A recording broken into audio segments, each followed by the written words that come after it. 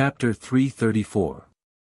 Under the tree on the mountain, the great divine priest of light gave Sang Sang an ID token and touched her head lovingly. Master Yen Sei took something out of his arms and gave it to her solemnly. Then he said a few words. Soon after, the two old men became two piles of ashes on the cliff. Sang Sang certainly would not forget those details, so she knew what the official wanted, but she could pretend not to understand. Sang Sang was not a cute little handmaiden who was good at pretending, so she could not hide it from the official's eyes. Zhuge Wuren's face became more and more gloomy, as if he would burst into anger at any time. He Mingqi coughed slightly and then glanced at him. The meaning expressed in his eyes was very clear. Although the formation eye was important, it was Master Yen Sei who gave it to Ning Ke, so they could not rob it. If the imperial court was really worried, they could strictly guard the old brush pen shop and wait for Ning Ke to come back. Lord Zhuge knew what he meant and said indifferently, Taoist he, I know you are the second prince's study companion, but I want to remind you that he is the second prince after all, and you, really don't want to be the nation master of Tang. He Mingqi suddenly thought that Lord Zhuge was close to the empress, and many people in Chang'an knew that Ning Ke and Princess Li Yu were close. Could it be that the empress did not want Ning Ke to be the nation master of Tang? He smiled bitterly and shook his head. Because Zhuge mentioned himself, he did not want to pay attention to these things, but he thought of something and could not help saying, Lord Zhuge, you'd better not forget whose little handmaiden she is. Zhuge Wuren was silent for a moment, and a flash of determination flashed in his eyes. He said, this concerns the safety of the empire. I think even the Academy will agree with me.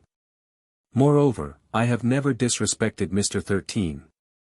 Will the Academy be angry by interrogating a maidservant? Then I would like to ask, is it empty talk that the Academy does not interfere in the imperial court? He looked at Sang Sang and said indifferently, you must hand over the things left by Master Yen Sei and the divine priest of light. At this time, Wang Jinglu returned to the garden, looked at the two and asked coldly, are you done? I want to take her back to the military ministry. He Mingqi looked at him in confusion and asked, General, what do you want to ask about this little maidservant? Wang Jinglu replied, the divine priest of light and the Chang'an city murder case 14 years ago. He Mingqi was silent and slowly closed the yellow oiled paper umbrella. Zhuge Wuren said indifferently, please tell General Su Shi that apart from questioning the case, we also want this little maidservant. The prince has already entered the palace to ask His Majesty for a decree. The West Hill Divine Palace wants to take her back to Peach Mountain. Wang Jinglu frowned and said mockingly, do you think the West Hill Palace can suppress the Tang military ministry? Zhuge Wuren frowned and said, according Tang, the military ministry of Tang military ministry, the military ministry of priest of the military Xingli. Zhe said, and Yi priest of Wang, Zly, minister of the emperor, Wly Wang of Shi's. He Mingqi held his breath and kept quiet. Although there were many Taoists in the South School of Haotian Temple who held great resentment for the little handmaiden in the old brush pen shop because of the death of Master Yen Sei, he did not think so. In the past, other than the imperial palace, any yamen or organization in the Tang Empire would subconsciously retreat when facing the military. However, today, the imperial center administration was determined to get such an important thing, and they even faintly mentioned the prince and the West Hill Divine Palace, so they refused to give in. There were no sparks between their words, but they forced each other into a dead end. In the end, according to Tang law, the only place qualified to interrogate Sang Sang was the Chang'an local government where they were now. Wang Jinglu said, I heard that the prefectural magistrate has a fever and can't get up. Zhuge Wuren said with a mocking smile, since the imperial doctors don't work, I have to ask the imperial center administration to send some psyche masters to check on the prefectural magistrate. No matter how bad the fever is, he can at least hold on for a few sentences. Chang'an local government was always the most wronged and bullied government in the Tang Empire. It was as helpless and painful as a daughter-in-law in a big family. Today, the military, the imperial center administration, and the Southern Gate Temple gathered in the mansion, forcing the prefectural magistrate to pretend to be sick, and all the officials kept quiet. Zhuge Wuren's gloomy words were heard in the backyard. Shengguan Yangyu, the prefectural magistrate, knew that he could no longer pretend to be sick. He rubbed his swollen throat weakly, thinking that the basin of ice water he poured on him yesterday afternoon was in vain. He sighed and shook his head. His wife said worriedly, "If we don't offend the academy, we will offend so many people. What should we do?" Shengguan Yangyu's ugly eyes flashed with a hint of ruthlessness. He sneered and said, "You want to force me into a dead end, and then you want me to explain to Mr. 13 afterwards. Dream on." His wife asked in surprise, "Master, have you come up with a good idea?" Shengguan Yangyu looked at his old wife, who was deeply in love with him, and sighed. He said with pity, "Don't be afraid later." After saying this, the prefectural magistrate struggled to get up from the bed. He took out a hard elm stick from beside the desk, gasped painfully for several times, and then clenched his teeth and smashed it on his head. With a muffled sound, his head was immediately broken and blood flowed out. His vision turned black and he fainted just like that. This time he really fainted. The cry of the prefectural magistrate's wife resounded in the room. Just as the prefectural magistrate was putting on a show of who could be more miserable than him in the bedroom, someone came to the Chang and local government. The steward bowed to everyone respectfully and said, "Her Highness is in the palace and couldn't come here in time, so she asked me to come and have a look. I don't know what mistake Miss Sangsang has made to alarm so many officials." Wang Jinglu didn't expect that this matter would alarm Princess Li Yu so quickly. He frowned. He represented the empire's military, so he didn't have to give face to Her Highness. But now no one knew which prince the emperor would pass the throne to, so he had to be cautious about some things. Zhuge Wuren didn't give any explanation to the steward, and expressed his attitude with silence. The steward was not angry. Before coming to the Chang and local government, he thought it was a misunderstanding.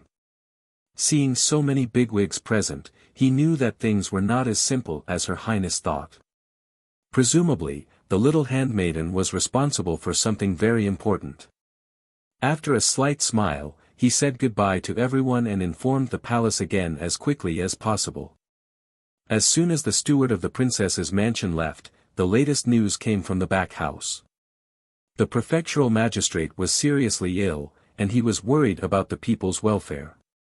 He tried to get up to try the case, but unexpectedly, he hit the door because of a high fever and was now unconscious.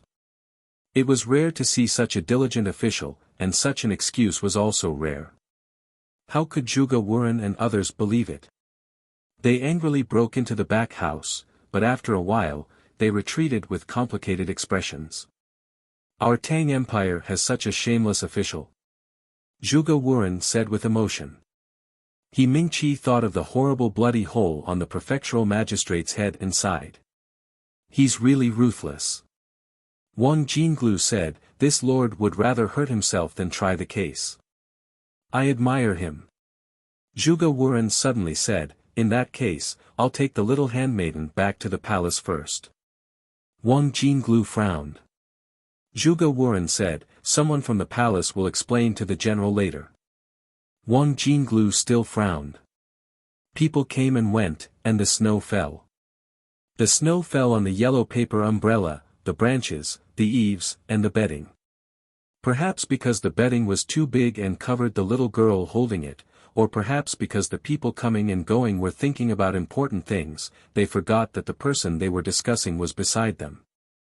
In short, Sangsang, who was standing in the cold wind and bitter snow, was forgotten by people.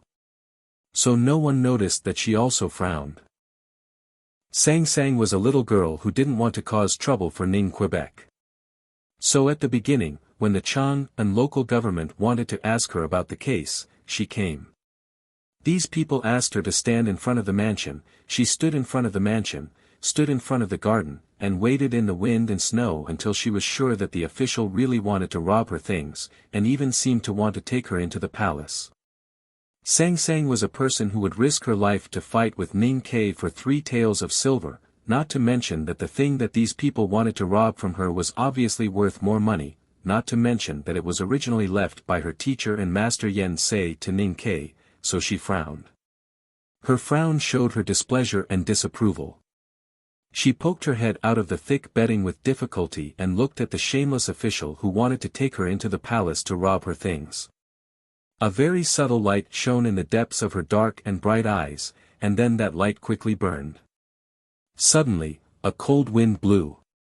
The solemn light in the depths of Sang Sang's eyes suddenly disappeared, and she slowly lowered her head. The wind was the flow of the air. The reason why the cold wind suddenly blew at this time was that a very large object suddenly appeared in the air. That object was a very fat young man. The young man was so fat that he appeared in the garden with a breath of the winter wind, and then quickly dispersed the winter wind, bringing a sense of warmth to everyone present, just like his delicate and lovely eyebrows. It seems to be very lively here. Sang Sang looked up at him and nodded gently to greet him. The fat young man looked at the 3 people present and said, "If the Chang and prefectural magistrate dares to try the case, you can use the law of the Tang Empire to interrogate Sang Sang. If the Chang and prefectural magistrate keeps lying in bed, don't come out and make a fool of yourself." Zhuge Wuren's face was stern.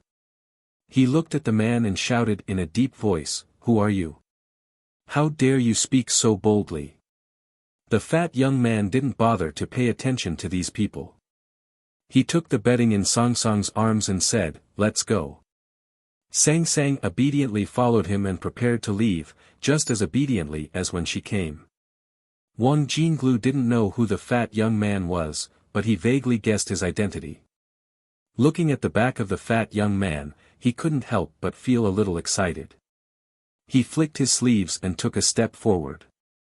The fat young man stopped and looked back at him. A faint aura instantly crossed the distance between the two of them. The lingering breeze was not disturbed, and the slowly falling snowflakes were not trembling, but Wang Jinglu's body trembled violently. Wang Jinglu's eyes became more and more excited. His right hand hanging by his side trembled slightly, as if he was holding a virtual sword. The fat young man looked at his right hand and frowned slightly. He moved the bedding to his left shoulder with some difficulty, and then casually raised his right hand and stretched out his index finger to press down on Wang Jinglu from afar.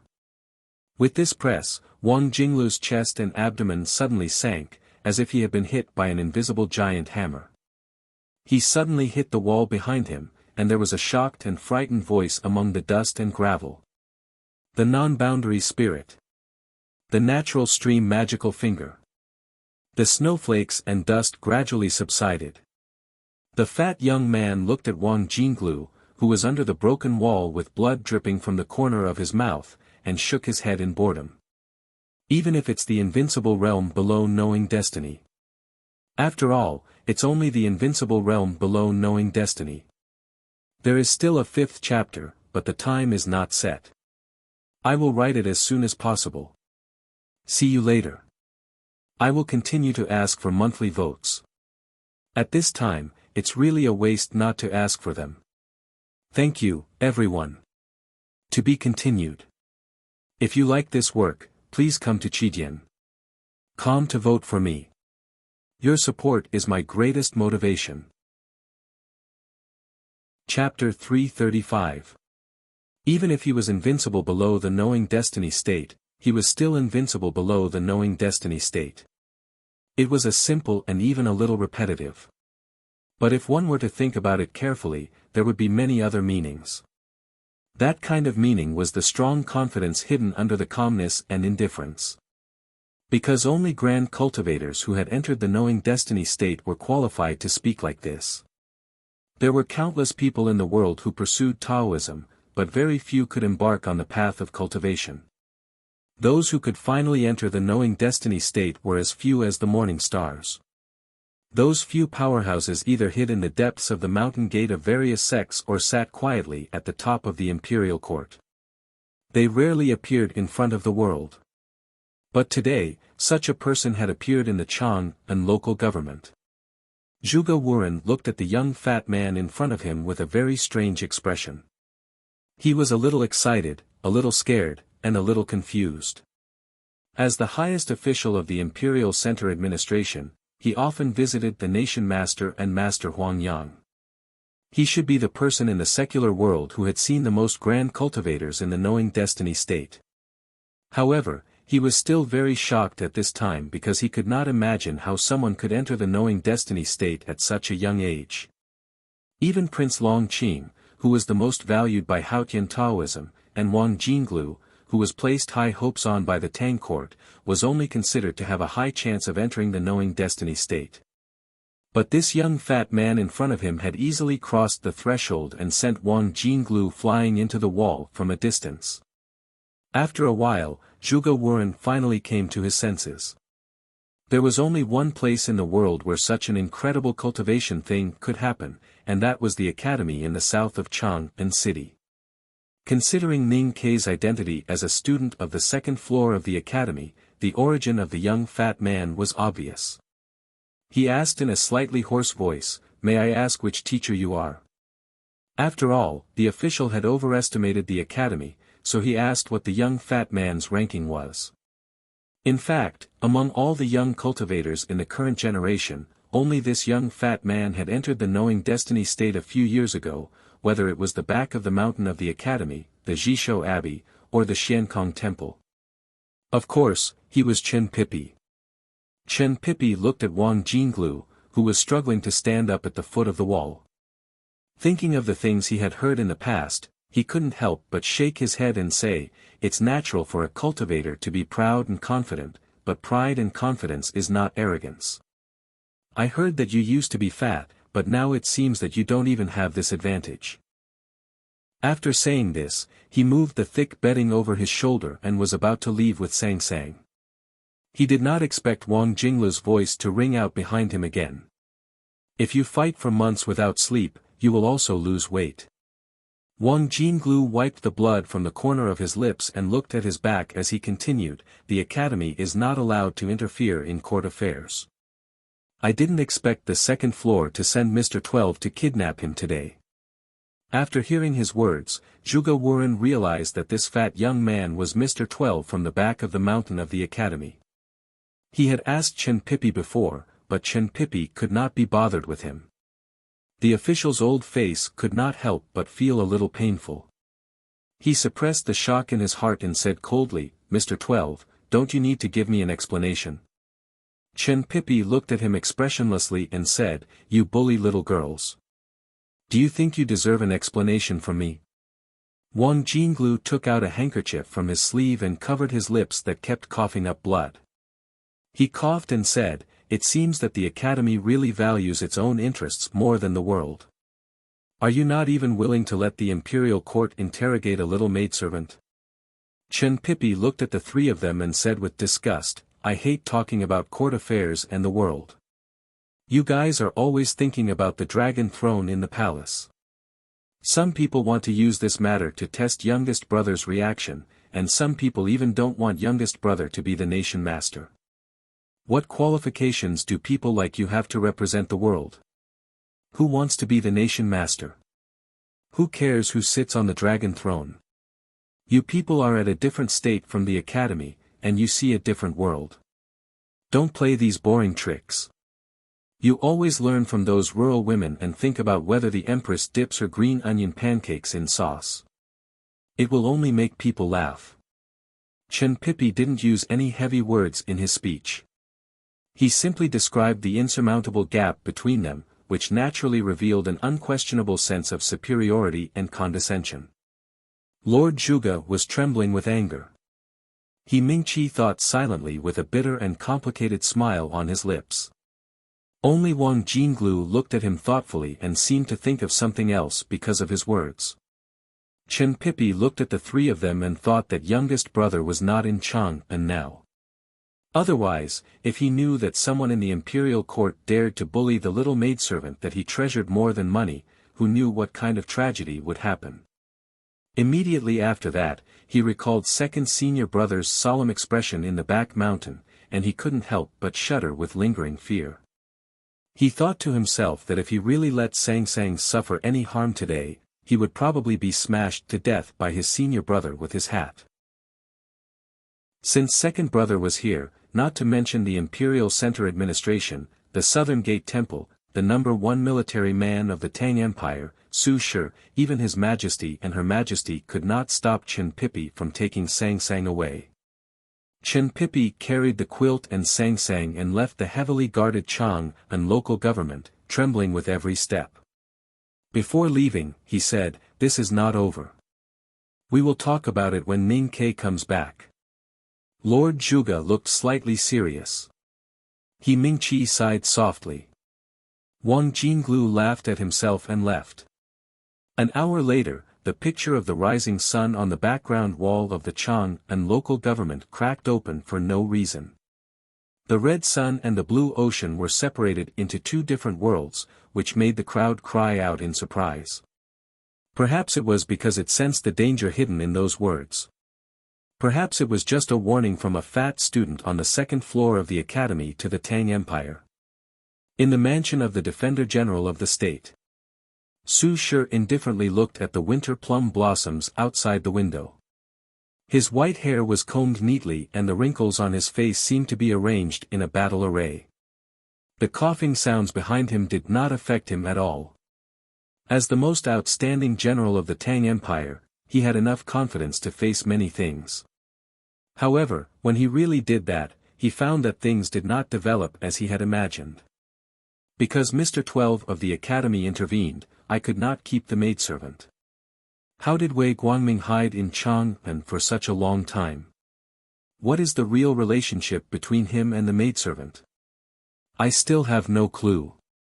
As for the responsibility of the Imperial Center Administration and the Southern Gate Temple for the death of Master Yen Sei, it is not clear. Wang Jinglu looked at the mottled blood stains on the handkerchief and could not help but frown. Su Shi looked back at him and said, "You will cough blood for half a month." Wang Jinglu put the handkerchief into his sleeve and calmly replied, "It seems that it is worth coughing blood for half a year to see the legendary natural stream magical finger of Jishou Abbey and feel the no-boundary spirit of the academy." Hearing this answer, Su Shi was somewhat satisfied and slowly nodded. Wang Jinglu looked at the old general by the window and smiled slightly. Nominally, he was a disciple of the Dragon Tiger Mountain, but in fact, he was a rogue cultivator. The so-called breakthrough in cultivation all depended on self-understanding. The reason why he knew the Academy's no-boundary spirit and the natural stream magical finger of the unknown place was all from Su Shi. In the past 2 years, His Majesty had ordered him to follow the old general to fight in the southern frontier of the Tang Empire. Although the old general was gloomy and stubborn, he had carefully taught and cultivated him. After a long time together, he had developed a kind of respect and love for the old man, who was like a teacher or a father. The unknown place like the back of the mountain of the academy is too powerful. After a moment of silence, Wang Jinglu decided to confess his true thoughts to the general. If they have no intention of interfering in the court affairs, I think we should not challenge them. Hearing this, the wrinkles on Su Shi's face deepened. He said, "Who is the most powerful person in the world? It is not His Majesty or the Prime Minister, but a cultivator. I am also a cultivator, and I have seen the headmaster once. I have spent decades in the army, and I know the power of the academy better than anyone else. But first and foremost, I am a soldier of the Tang Empire, so I have to be vigilant against those powerful cultivators and the academy. If I am not vigilant, it will be a dereliction of duty as a soldier." Wang Jinglu said in a low voice, "If you want to use this matter to see if the academy still respects the law of the Tang Empire, I don't think it is appropriate. Because it is difficult to link the little maidservant with harboring a fugitive based on the existing evidence. I do want to see the attitude of the academy." Su Shi turned around and looked at the thin sky outside the window. He said in a slightly cold voice, "But I want to know more." Why did the academy do nothing when Wei Guangming stayed in Chang'an for such a long time? What is the relationship between the little maidservant and Wei Guangming? What does this matter have to do with him? Wang Jinglu frowned slightly and shook his head. He said, "This kind of vigilance seems very unreasonable." Su Shi said, "As a Tang, no one is willing to provoke the academy. But this time, so many people want to do something at the same time. First, it is because the maidservant is of a lowly status. Even if they do something to her, it will not affect the foundation of the academy. She is the best target. Second, the civil and military officials in the imperial court and even some nobles in the palace have begun to be vigilant against the academy, just like me." Wang Jinglu still could not understand why this vigilance against the academy came from. Su Shi said, "Why are so many people in the imperial court wary of the academy? Because this world is made up of the supermundane world and the secular world. Everything in the secular world has always been controlled by the supermundane world. The emperor of the Yueluan kingdom must be appointed by the elder of the White Tower Temple. The emperors of other countries in the world must be approved by the West Hill Divine Palace. Therefore, the Taoist hierarch and the three gods on Peach Mountain are the real masters of this world. Behind them are the unknown places of Buddhism and Taoism. If they can communicate with each other, they will be sages. If they can communicate with each other, they will need to enter the secular world. But why does the academy have to enter the secular world?" Wang Jinglu finally understood. In this cold winter, his back was instantly soaked with sweat. Since they were all in the human world, there was no such thing as outside the human world.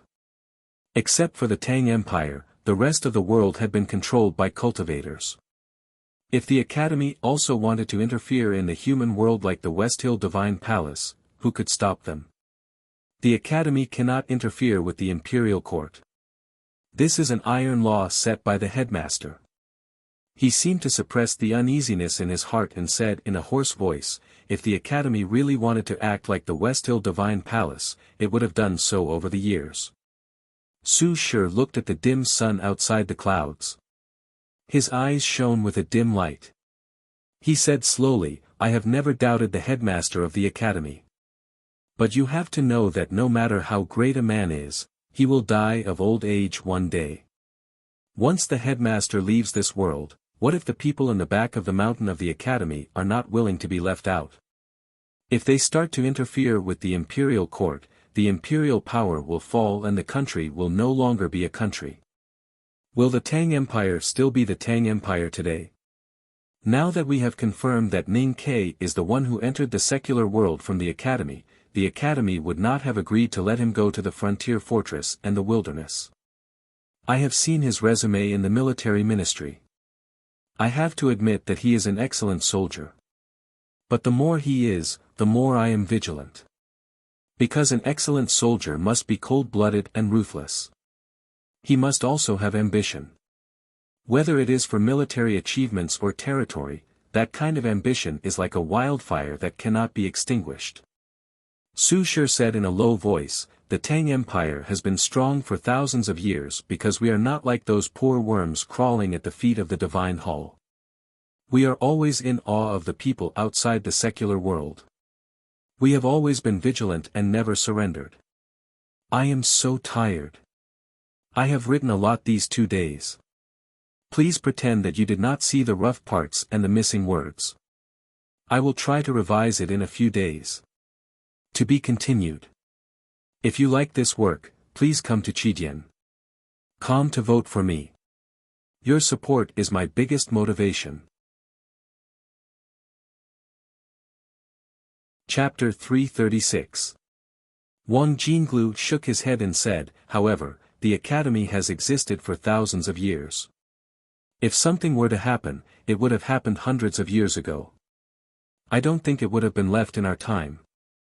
Su Shi said, "That's because there has only been one headmaster in the academy for thousands of years.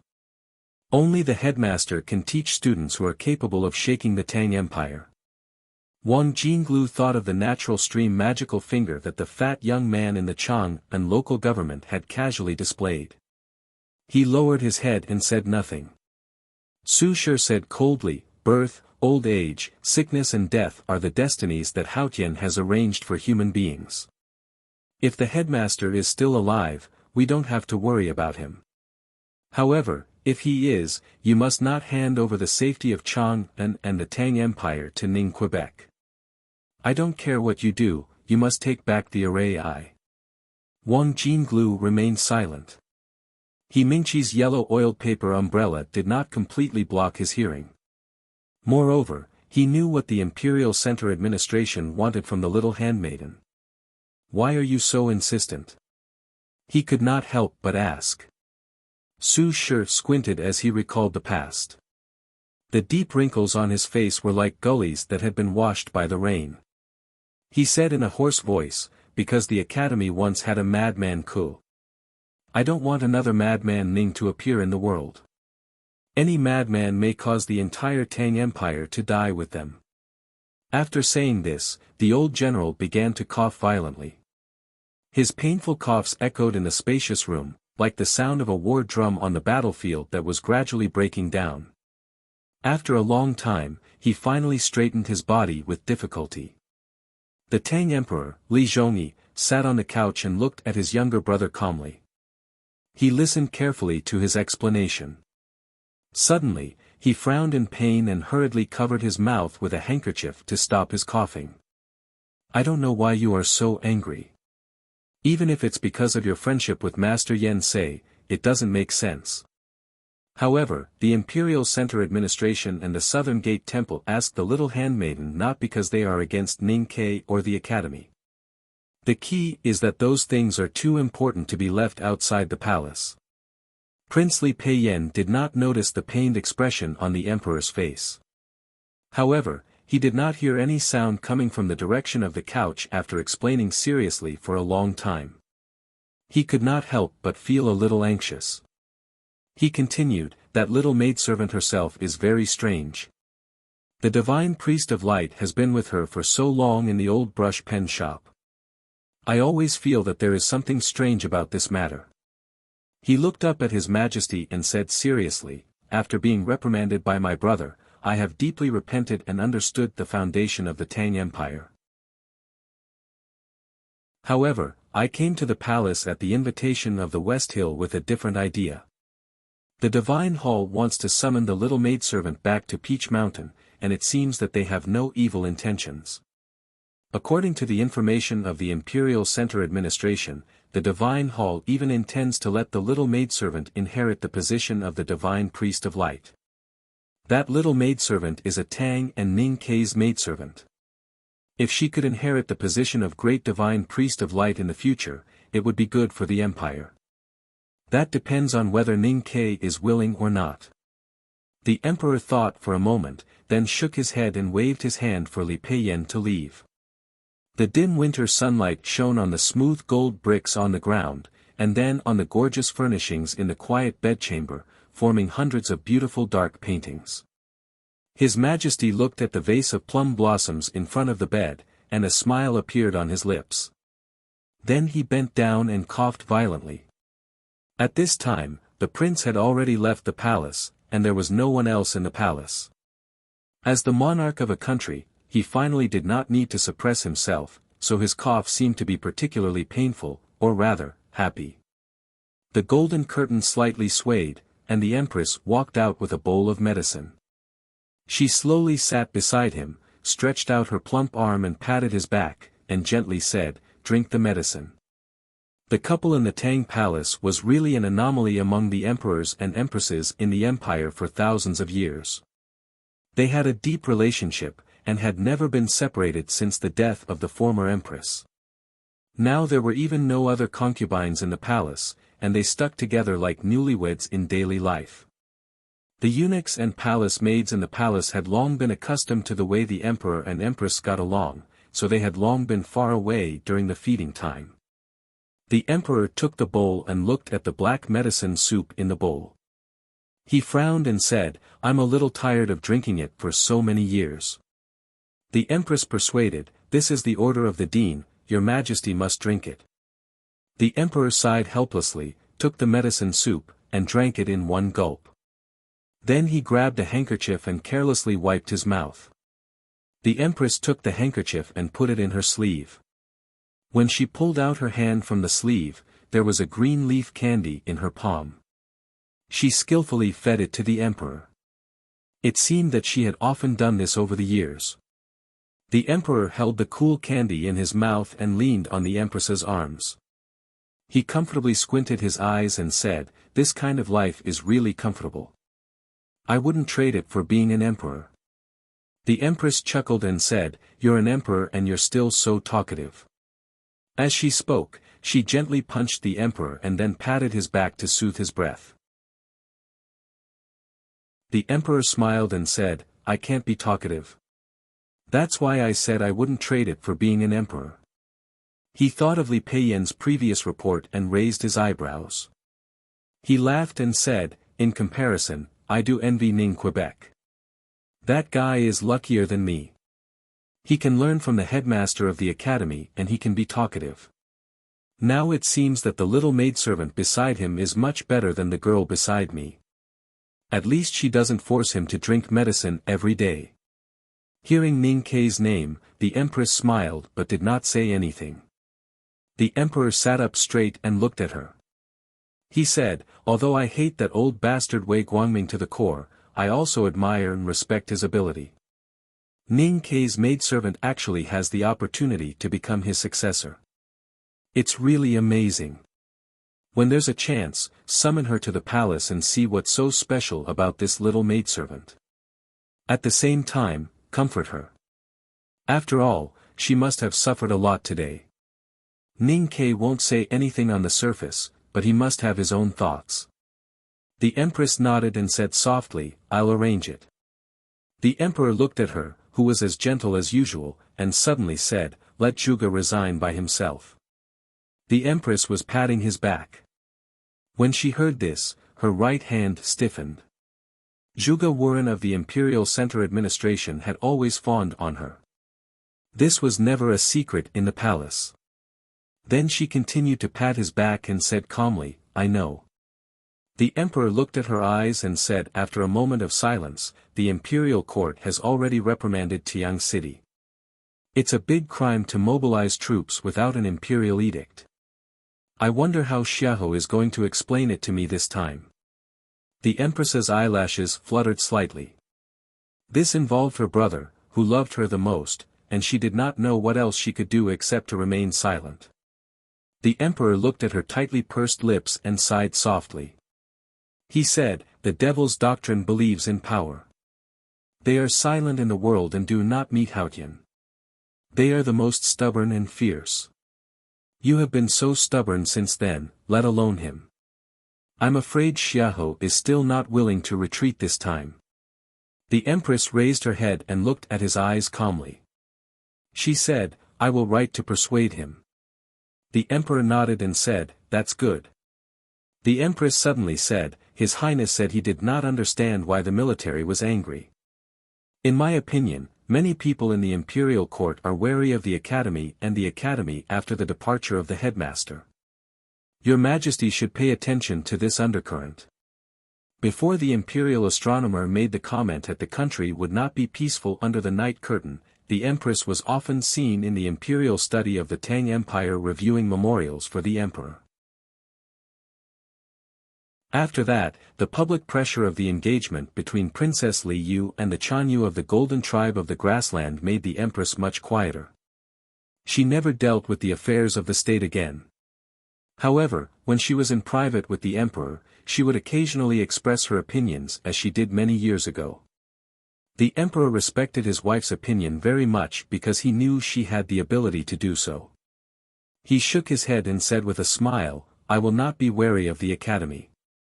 In fact, in my opinion, any Tangs who do not fully trust the academy are not qualified to sit at the top of the empire. Because it shows that they do not understand the Tang Empire at all." As for Su Shi, the emperor frowned slightly. He did not have any good way to deal with this hardworking military general. He said, he is loyal to the country and has made many contributions in the past decades. However, his temperament is a little cold and easily angered. Moreover, his lung disease is getting worse. I don't know how long he will live. It is inevitable for a dying man to see the world in a gloomy light. It is normal for him to be vigilant and uneasy. The Empress wanted to say something but stopped on second thought. There was some worry in her eyes. The Emperor held her hand and said with a smile, "You are still young. Our child is still young. So you should not be so gloomy. You must remember that without the headmaster of the academy and the academy, we could not be together.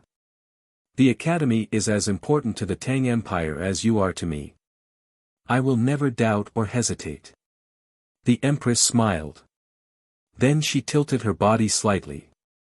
When the Emperor wasn't paying attention, she took out the handkerchief she had stuffed in before. Using the light to examine it, she didn't see any bloodstains. Only then did the smile on her face become truly happy. She used to be the saintess of the diabolism and was now the Empress of the Tang Empire. However, she thought that she was just an ordinary woman in the palace. She did not want to think about other things. She only wanted her husband and son to be safe and happy. The Academy's entry into the human realm will make many people vigilant and uneasy.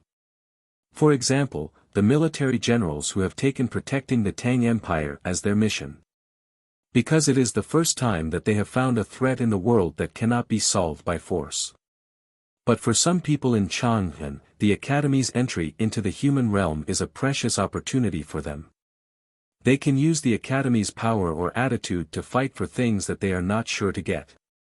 Under the dark eaves of the princess mansion was a terrace made of nanmo. There was a copper brazier on the terrace. Li Yu looked at the charcoal in the brazier quietly and began to tell Prince Li Huiyuan a story that had not yet happened. I will write 5 more chapters today. This is the first chapter. Then I will explain that I really don't have a manuscript. I also want to have such a glorious thing as a manuscript. However, everyone knows that I have been stupid for so many years. So I can only work hard these days. I will try to finish the second chapter before 8. To be continued. If you like this work, please come to Chidian.com to vote for me. Your support is my greatest motivation. Chapter 337. The dragon throne in the palace is something that no one is sure to get, especially you and me. Her Majesty has General Xiao's loyalty in the army, old Zhuge of the Imperial Center Administration flatters her among the cultivators, Uncle Prince supports her in the royal family, the nation master is on good terms with her, and even the Prime Minister favors her. She had already grasped too many things in her hands. She was worried that there would be a change. She was worried that the Academy's entry into the human realm would cause a gust of cold wind to blow into her palms and turn those things into nothingness. This would affect the ownership of the dragon chair. So she was very vigilant. This fear has been lurking in the hearts of many people. Even if she can keep calm, those who are loyal to her can't. That is why these things happen today. And we have nothing. Hua Shangyue and the others are still young.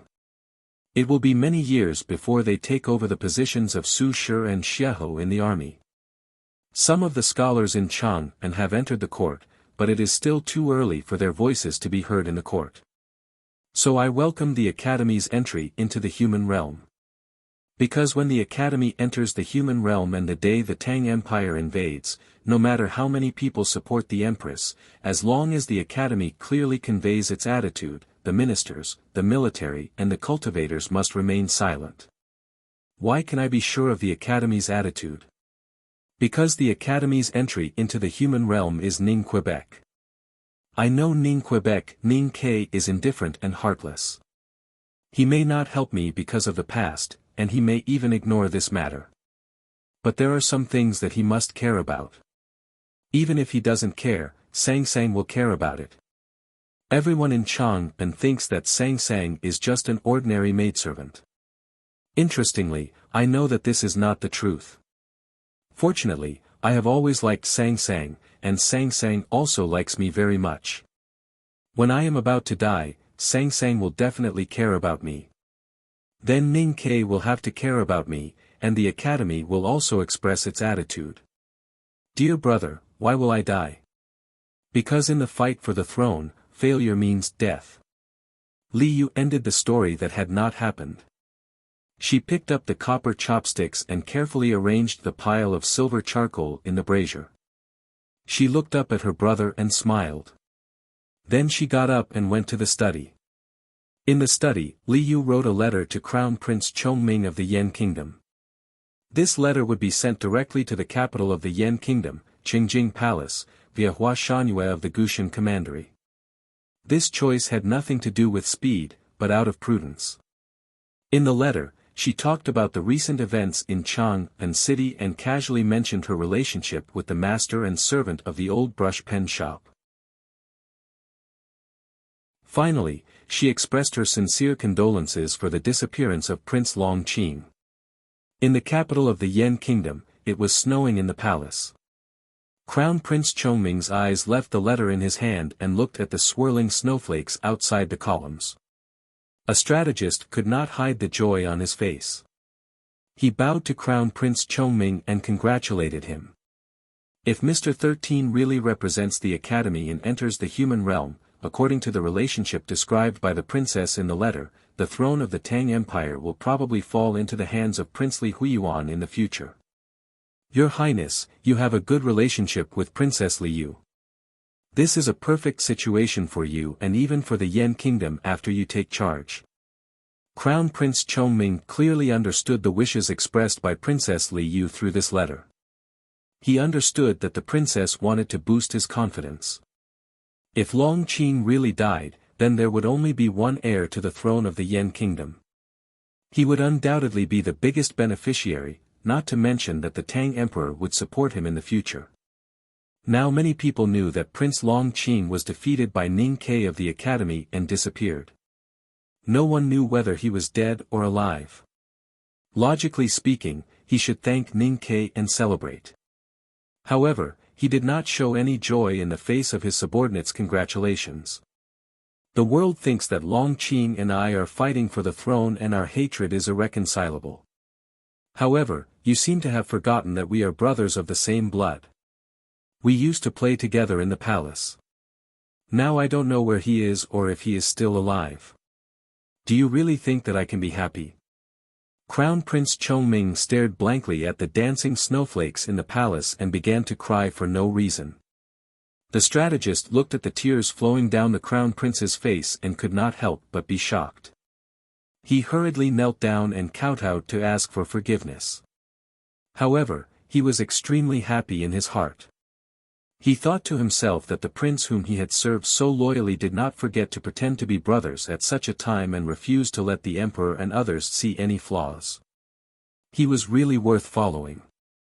The South Jin Kingdom was located in the south and the climate was warm. Therefore, there was no snow in the middle of winter. The rock mountain that looked like a giant sword reflected the winter sun. Every crack and every hole was so clear, just like the old black and white pavilion at the foot of the mountain, revealing a cold and proud sword style. Over the years, many people found that in order to go further on the long road of cultivation, a cultivator's own willpower, luck and opportunity were indispensable. The so-called willpower was often incomparably firm and proud. Lu Bai, the sage of sword, who was quietly cultivating in the ancient pavilion and was recognized as the strongest person in the world, was undoubtedly extremely proud and confident. His pride and confidence even exceeded the scope of firmness and seemed to be without reason. The calm and sharp voice of the sage of sword sounded in the ancient pavilion. This voice seemed to pierce through the clouds and pierced the eardrums of all the disciples. A few months ago, I once said that the shameful people should not come back. Then why did you come back? The disciples of the sword Garrett lowered their heads in shock and uneasiness. They thought that they had accepted the edict of the divine hall to go to the wilderness. These days, they had fought with the grassland people and the desolate man. They were bathed in blood and never retreated. How did they embarrass their sect? In the depths of the black and white ancient pavilion, there was a small green pond and a thatched hut. It turned out that from here to the peak, there was actually a big hole eroded by time. At this time, the sun had moved and the cave was quiet. A man with long hair was sitting under the sunlight. No one could feel the strong aura of this person. However, if someone dared to look directly at his figure, they would soon feel an unbearable pain in their eyes. They might even cry and become blind. Because the man's loose hair, the belt around his waist, the hanging sleeves, and even his gaze and back were all swords. This man himself was a sword that could cross the heaven and earth. Go to Chang'an and see what kind of person Ning Ke is. Back then, he could kill the disciples of the sword Garrett before he could cultivate. Now that he has become a student of the headmaster of the academy, how much progress will he make? The weakest world wayfarer of the academy in history? I don't believe this. Moreover, as long as he is the world wayfarer of the academy, even the weakest in history is enough to polish your spirit. A young man was kneeling in front of the thatched hut. The man was tall and slender, but he still looked like a big tree when he knelt on the ground. Listening to the sword-like voice of Lu Bai, the sage of sword by the pond, his face turned slightly pale. He forced himself to calm down his turbulent sense of perception and said in confusion, "But when I go there, I'm afraid that he has already returned to Chang'an." So what if he is in Chang'an? Yen Sei would rather perish together with Wei Guangming than fight me again. Now, I want to see who is stronger, the successor he left behind or my successor. You don't have to worry that the academy will stop you from challenging him. Since the successor of the academy wants to enter the human realm, he must be prepared to be challenged continuously and be prepared to be killed at any time. Mr. Cook killed his way through the human realm like this. Now, how can Ning Ke be an exception? Not long after the New Year, it was the Lantern Festival. At night, Chang'an became a sea of lights. Countless families of people went out. Children ran around with candy sticks in their hands. Young girls smiled shyly and snuggled up to their lovers while secretly rolling their eyes. Countless shoes, hats, and purses were left behind on the streets. Compared with the lively and joyful atmosphere among the people, the atmosphere in the palace was naturally more solemn and dignified. That night, His Majesty and Her Majesty invited the high-ranking officials of the court to the palace for a banquet. After the banquet, His Majesty continued to appreciate calligraphy and drink with the civil officials. Her Majesty, on the other hand, asked a few of her closest wives to go to her own hall to continue talking. Both the Prime Minister's wife and the Grand Secretary's wife had to be calm and collected on such occasions. However, when they saw Li Yu behind the plan, they still couldn't help but show a surprised expression. The Tang Empire was prosperous and the people were at peace. The only thing that worried the court was the succession of the throne. Everyone knew that Her Majesty wanted her son to sit on the throne in the future. However, Princess Li Yu did not hesitate to think that only her own brother was qualified to be the future emperor. There had been no open conflict between them, but there had been many secret conflicts. The princess married to the grassland and the empress rarely stepped into the imperial study were all related to this matter. Today, they could actually see Her Highness on such an occasion. Could it be that they were really going to make peace? In their shock, the madams did not notice the little handmaiden sitting quietly beside Li Yu. Li Yu did not want to come at all. However, she was very vigilant that Her Majesty wanted to see Sang Sang. Now that many people knew that Ning Ke was the one who wanted the academy to enter the human realm, winning Ning Ke's support was equivalent to winning the support of the academy to a large extent. What did Her Majesty want to see Sang Sang for? The madams present were close to Her Majesty and had their own inclinations. However, thinking of their master's position in the court, they always acted cautiously. They all came forward to greet Li Yu, except for one lady who was indifferent. This lady was the wife of Zheng Jing, the Grand Secretary of the Imperial Library. This lady used to be a favored concubine in Zheng Jing's mansion. She had just given birth to a daughter and was killed by the first wife. If Her Majesty had not found out about this and sent a furious letter to Zheng Jing's mansion, she would have died quietly. How could she have the glory of a first-rank noblewoman now? Because of this history, Mrs. Zheng was very grateful to Her Majesty. As long as Her Majesty was happy, she could even sacrifice her master's life, let alone her master's future. Therefore, when the Prime Minister's wife and others smiled and greeted Li Yu, she just sat behind the table indifferently and had no intention of coming forward. She looked at the little handmaiden beside Li Yu and frowned slightly. She thought that Her Highness was becoming more and more presumptuous. She even dared to bring a handmaiden to Her Majesty's banquet. However, looking at the little handmaiden's slightly tanned face and bright willow-shaped eyes, Mrs. Zheng felt as if she had seen her somewhere before. She felt an inexplicable sense of pity and heartache for her. The writing is getting slower and slower. I don't know when the third chapter will be finished. Continue to ask for monthly votes. I'm almost caught up. I'm so nervous. To be continued. If you like this work, please come to Chidian.com to vote for me. Your support is my greatest motivation.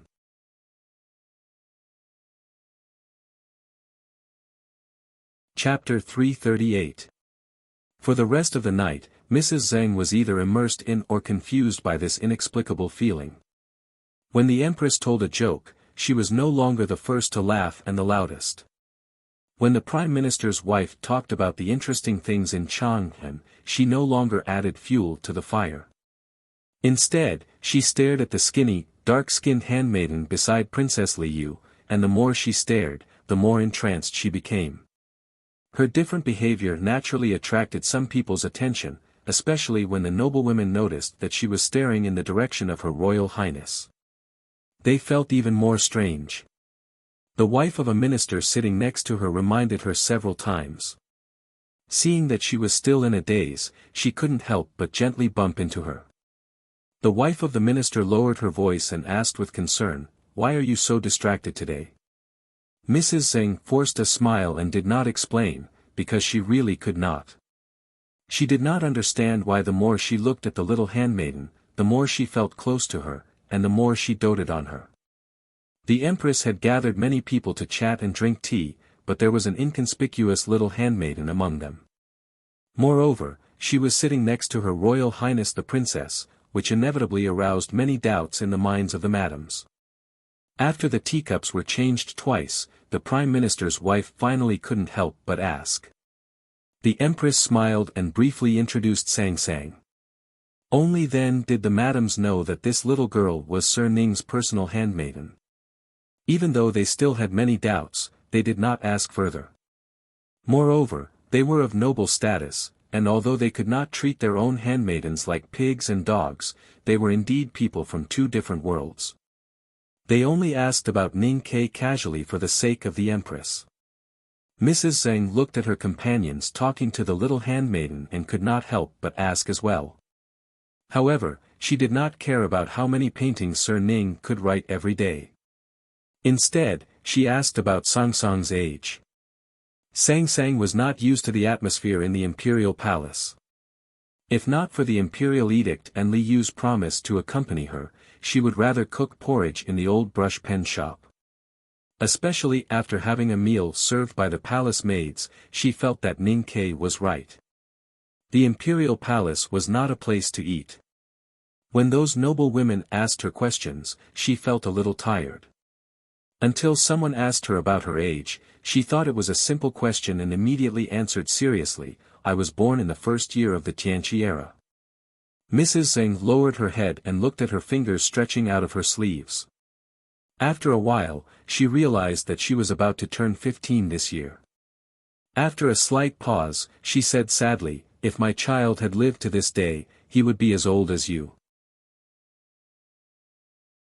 At this time, the noble ladies in the hall were all close to the Empress.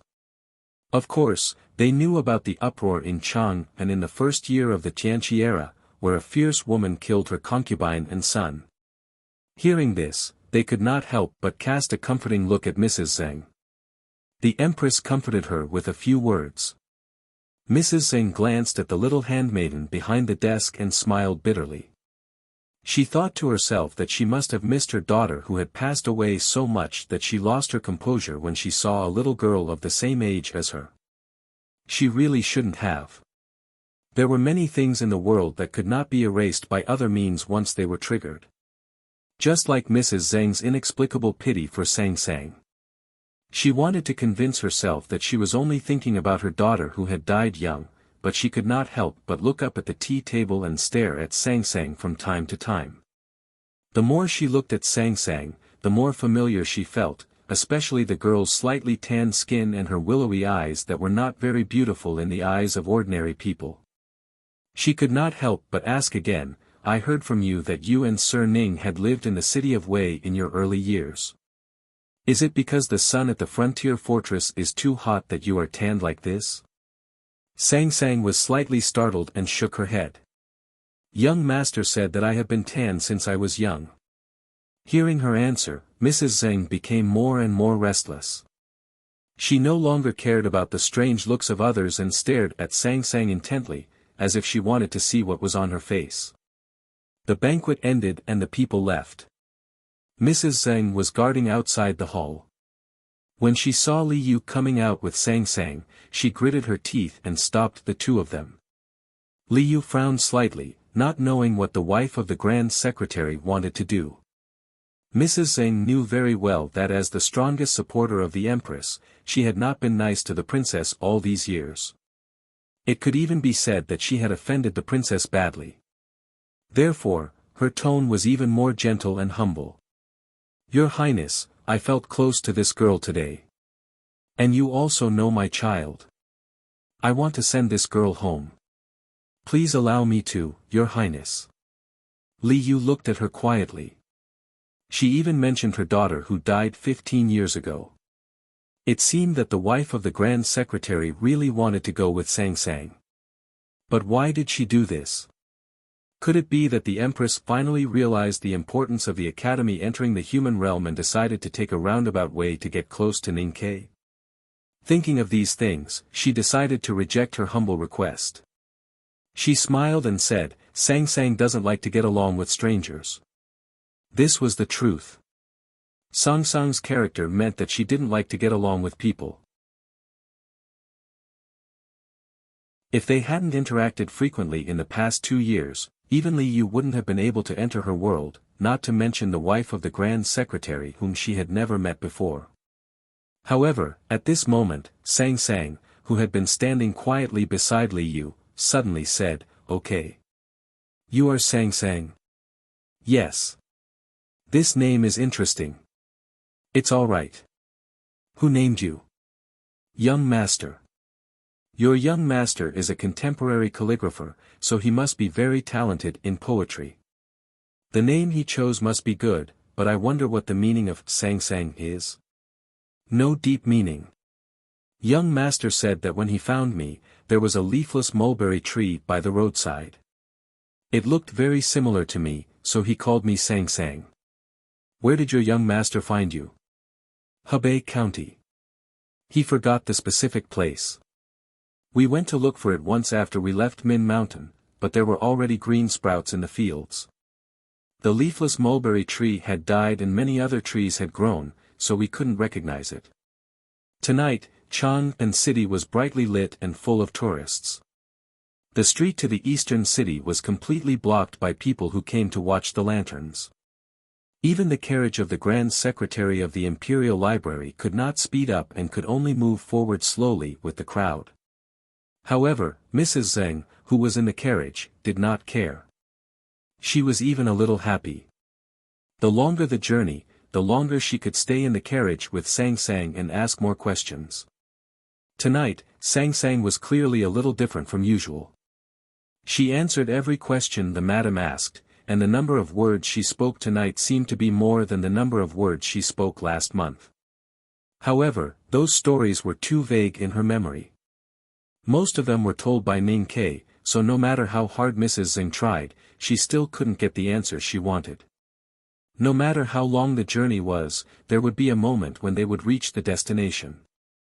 The carriage of the Grand Secretary's mansion slowly stopped at the entrance of Lin 47th Street. Sang Sang politely bowed to Mrs. Zheng when she got off the carriage. Mrs. Zheng stared at the slender figure in front of the shop and felt a twinge in her heart. She couldn't confirm anything and even knew that she might be delusional. However, along the way, she had fallen in love with the little girl and thought how good it would be if she had a daughter like her. Mrs. Zheng lifted the curtain and asked hesitantly and uneasily, "Are you willing to be a guest in the Grand Secretary's mansion?" Sang Sang thought for a while with the key in her hand. She thought that Ning Ke would only be home for a few days and the pine branches and bacon were already smoked. There was no need for him to look after them and there was nothing for her to do in the old brush pen shop. She nodded. A few days later, a strange guest came to the Grand Secretary's mansion of the Imperial Library. It was strange because the guest was a little handmaiden. There were so many mansions of princes and ministers in Chang'an City, but none of them would treat a little handmaiden as a proper guest. Therefore, when the housekeeper led the little handmaiden to the depths of the back garden, the servants and maids under the winter willow by the roadside pointed at them in shock. When the servants in the manor saw the wife of the Grand Scholar Dowager welcoming them at the gate of the garden and holding the little handmaiden's hand affectionately, and the smile on her face almost overflowed from her temples and flew up to the rockery, they were shocked to the extreme. It didn't take long for the servants in the Grand Secretary's mansion to find out the identity of the little handmaiden and her background. They couldn't help but talk about it. Many of them held back their laughter and thought that their wife was indeed the most loyal one to the Empress in Chang'an City. She was even willing to lower her status to make the Empress happy. Grand Secretary Xing Jing was not in the mansion. Perhaps he, like the servants in the mansion, felt that it was beneath his wife's status to specially invite a little handmaiden to the banquet. Therefore, there were only Mrs. Zheng and Sang Sang at the luncheon. The dishes were extremely rich, and there were 4 or 5 maids serving them calmly at the table. Sang Sang had been serving others her entire life, or more accurately, serving Ning Quebec. She was not used to being served, so she was a little restrained and quieter than she was in the horse carriage on the night of the Lantern Festival. Mrs. Zheng looked at her as she lowered her head to eat the food in the bowl. Pity flashed in her eyes occasionally.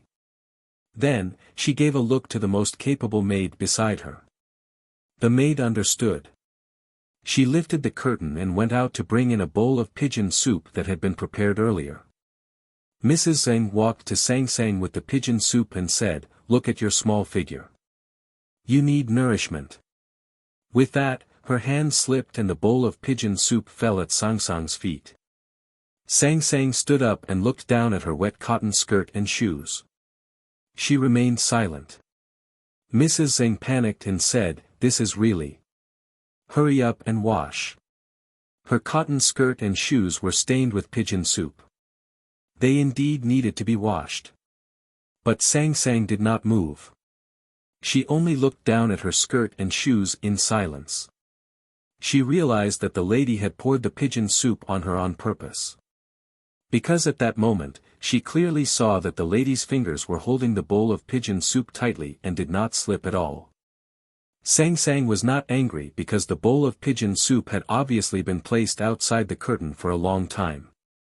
It was already lukewarm. Not to mention being poured on her body, even if it was poured on her face, it would not cause any harm. Moreover, she could not feel the lady's malice. Instead, she could feel the lady's timid kindness. But why did she do that? Chapter 3. There are 2 more chapters. Those who don't want to stay up late can go to bed first. It's the same tomorrow.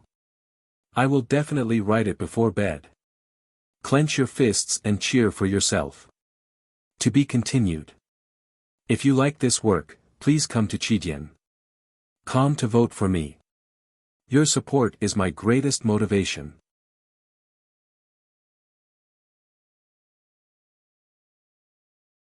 Chapter 339. Sang Sang often lowered her head. She didn't like to look at people, but she was good at it. In the words of the great divine priest of light, Sang Sang was transparent from the inside out, like a crystal in the deep mountains. She could reflect the truest colors of the world, so she knew for sure who was good to her in this world. Unfortunately, after so many years, she had only met one person like Ning Kei, and he had died not long ago. But she could feel Mrs. Zhang's kindness, so she followed her advice and followed her into the inner chamber. She untied her dirty cotton dress, took off her shoes, and put her feet into the warm water. Sang Sang's feet were very small, and her skin color was different from the rest of her body. It was as white as snow, and looked like two small white flowers slowly rippling in the clear water in the pot. See my book for more details. Ha ha ha. The Coming Night, Volume 1, The Empire in the Morning, Chapter 25, The First Dream. Mrs. Zhang hadn't blinked since she entered the bedroom. When Sang Sang undid her cotton dress, she clenched her fists nervously in her sleeves. When she took off her shoes, her nails almost dug into her palms. When she saw Sang Sang's delicate feet in the basin, she almost fainted. Mrs. Zhang didn't faint, but she had been in a state of slight dizziness since then. When Sang Sang returned to the dining table, Mrs. Zhang carried a pot of pigeon soup to her with trembling hands. She said in a trembling voice, "You must have suffered a lot these years. Take this opportunity to nourish yourself." Sang Sang looked at the appetizing oil flour in the pot and the tender pigeon in the soup and was slightly stunned. She thought to herself that she seemed to have heard it once before, but why did it sound a little different this time? In the evening, Grand Secretary Xing Jing returned to the mansion. Mrs. Zhang straightforwardly, even rudely, drove away the subordinates who came to see the Grand Secretary. Then, she walked up to him. Before she could say anything, her eyes turned red and two streams of tears flowed down her cheeks. Grand Secretary Xing Jing was also a ruthless man. Otherwise, he wouldn't have taken only one night to divorce his wife from Qinghe County, kill his 3 stewards, and join the Empress's camp. However, he was very clear that his current position in the court depended on Furen's position in front of the Empress. Adding on the old matters of the past, he had always doted on his wife. Seeing her cry before she spoke, he couldn't help but jump in fright. "Madam, what happened at home?" His voice trembled as he asked. He thought that with Madam's temperament, she would not have lost her composure like this unless it was a tragedy that she could not bear. Mrs. Zhang wiped the tears off her face and forced a smile. "Master, it's a good thing." Xing Jingyi asked, "What is it?" Mrs. Zhang looked at his face and said with a smile while crying, "I found our daughter." After learning about what had happened in the palace on the night of the Lantern Festival and what had happened in the mansion today, Xing Jing looked at his wife in disbelief and asked, "You mean that little handmaiden is our daughter?" Are you sure?" Mrs. Zhang glared at him and said, "She is my daughter, of course I can confirm it." Xing Jing was also surprised by the sudden news. He stood up and asked, "Do you have proof?" Mrs. Zhang said unhappily, "I already said that she is my daughter, why do I need proof?" Xing Jing smiled bitterly and said, "My good wife, don't hide it from your husband anymore. With your temperament, you wouldn't tell me if you didn't have proof. You must have poured the pigeon soup today on purpose." Mrs. Zhang covered her mouth and laughed. She said, "I really can't hide it from you. I asked Chunlan to cool the pigeon soup so that I could pour it on the child's feet so that she would take off her shoes and let me see her feet. Guess what? Her feet are still the same as when she was born more than 10 years ago, white and tender like 2 lotus flowers." Xing Jing was slightly startled and asked, "Other than this, do you have any other proof?" Mrs. Zhang said, "After I gave birth to that poor child next to the woodshed, I was worried that she would be swapped. I checked her carefully before I passed out. There was indeed no birthmark on her body, but her body was as black as charcoal and her feet were white and tender. Isn't this proof? I don't believe that anyone could look like that poor child. Xing Jing thought of that day that he would remember for the rest of his life. He thought of the blood across the alley and the chaos in his mansion. He remembered that his fierce wife had used the color of the baby girl's body as an excuse to accuse her concubine of giving birth to an evildoer. Then, she had secretly ordered a few stewards to steal the baby girl out of the mansion. Could that little handmaiden from the old brush pen shop really be his long-lost daughter? But shouldn't she have died long ago? He seemed to be thinking of something as his brows relaxed and furrowed, looking very troubled. Mrs. Zhang still felt a dull pain in her palm. She said, "Why are you hesitating, master? Hurry up and inform the Chang and local government, then think of a way to bring our daughter back." I tried my best not to tell her, thinking that everything would be fine once you came back. I can't bear to see my daughter being someone else's handmaiden for another day. You haven't seen that child. Her little hands are so rough that even I feel flustered when I touch them. I don't know how much she has suffered over the years. I heard from her that she does all the laundry, cooking, boiling water, and making tea in the shop. She even has to repair the shop door when it is broken. People like us don't order their servants around like that. I really don't know what kind of wicked thing her young master is to order her around like a cow. No, I have to go now. As she spoke, she thought of the evil young master of the Sangsang family. Her tears flowed again and she could no longer control her emotions. She walked out of the study, looking like she was going to the old brush pen shop to pick up her daughter. "Stop right there!" Xing Jing shouted. After a moment of silence, he frowned and sighed. He said, "It would be easy if our daughter was really a handmaiden in an ordinary family. But do you know who the young master she is serving now is? That Ning Kei is not an ordinary person. He is the legendary owner of the flower-blooming calligraphy. He is highly favored by His Majesty."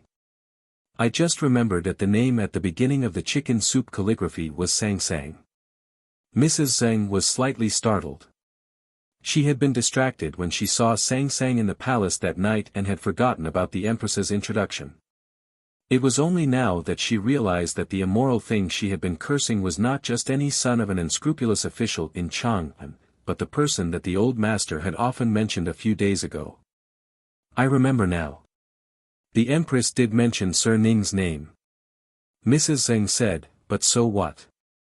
Even if His Majesty likes his calligraphy, it is only right and proper for us to bring back our daughter. Who would be unscrupulous enough to stop us? I think His Majesty would be happy to see this." Xing Jing frowned and said, "But do you know Ning Kei's other identity?" "What identity?"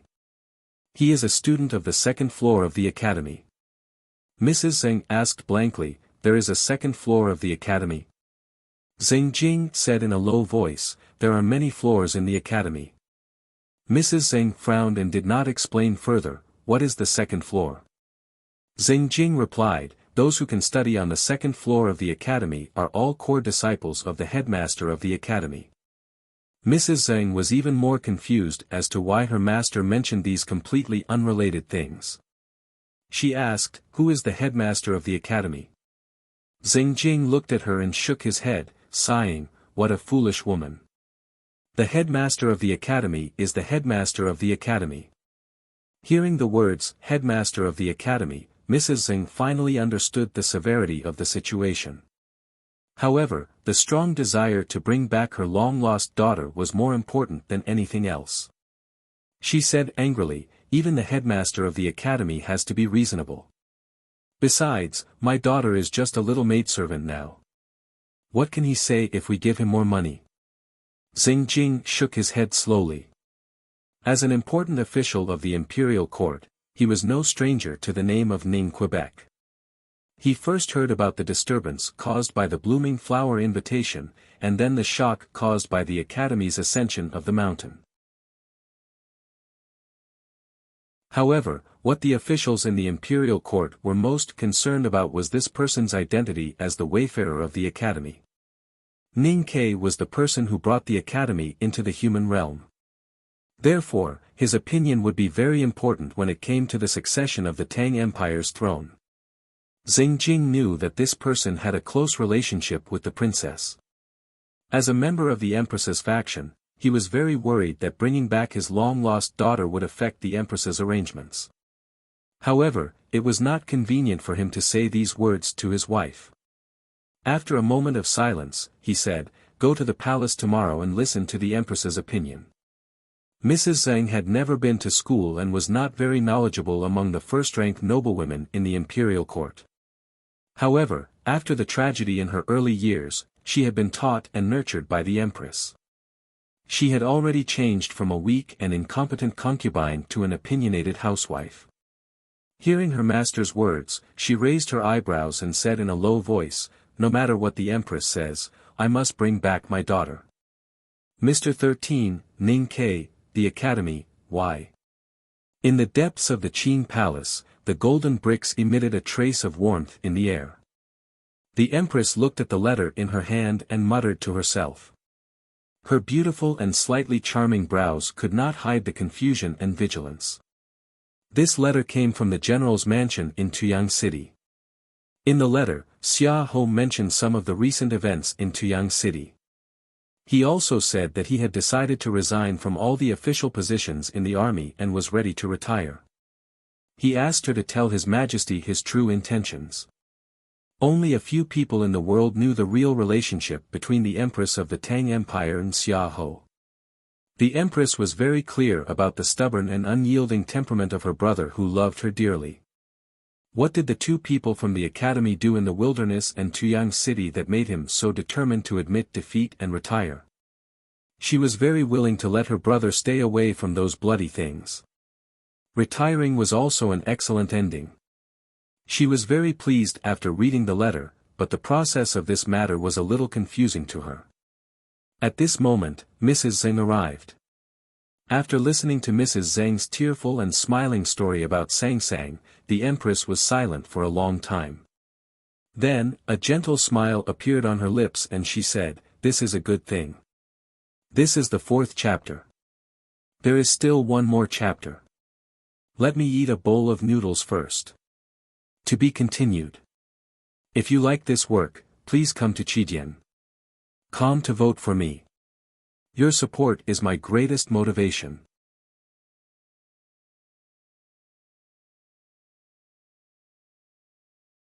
Chapter 340. In a side hall of the palace, Li Yu reclined on a soft couch and held a teacup with her fingers. She said mockingly, "When I'm tired, there's a pillow behind me. When I'm thirsty, there's a few cups of tea. It's naturally a good thing that things can be done." The little eunuch in front of her lowered his head and did not dare to reply. Li Yu was the biological daughter of the former empress. She grew up in the palace and was intelligent and well-behaved. She was favored by many people and gained more respect from the people of the Tang Empire because of her marriage to the grassland. Many people in the imperial court thought highly of her, so no matter what happened inside or outside the palace, she was always the first to know. What else did the Empress say? The little eunuch still did not dare to raise his head and reported softly, Her Majesty said that she would support Mrs. Zheng to recognize her daughter. But since Sang Sang has served Ning Ke for so many years, she naturally has feelings for him. She asked the Grand Secretary's mansion not to be impulsive and break off this relationship. Hearing this, Li Yu frowned slightly, remembering the rift between her and the human world when she stood up by the bonfire at the entrance of Northern Mountain Road.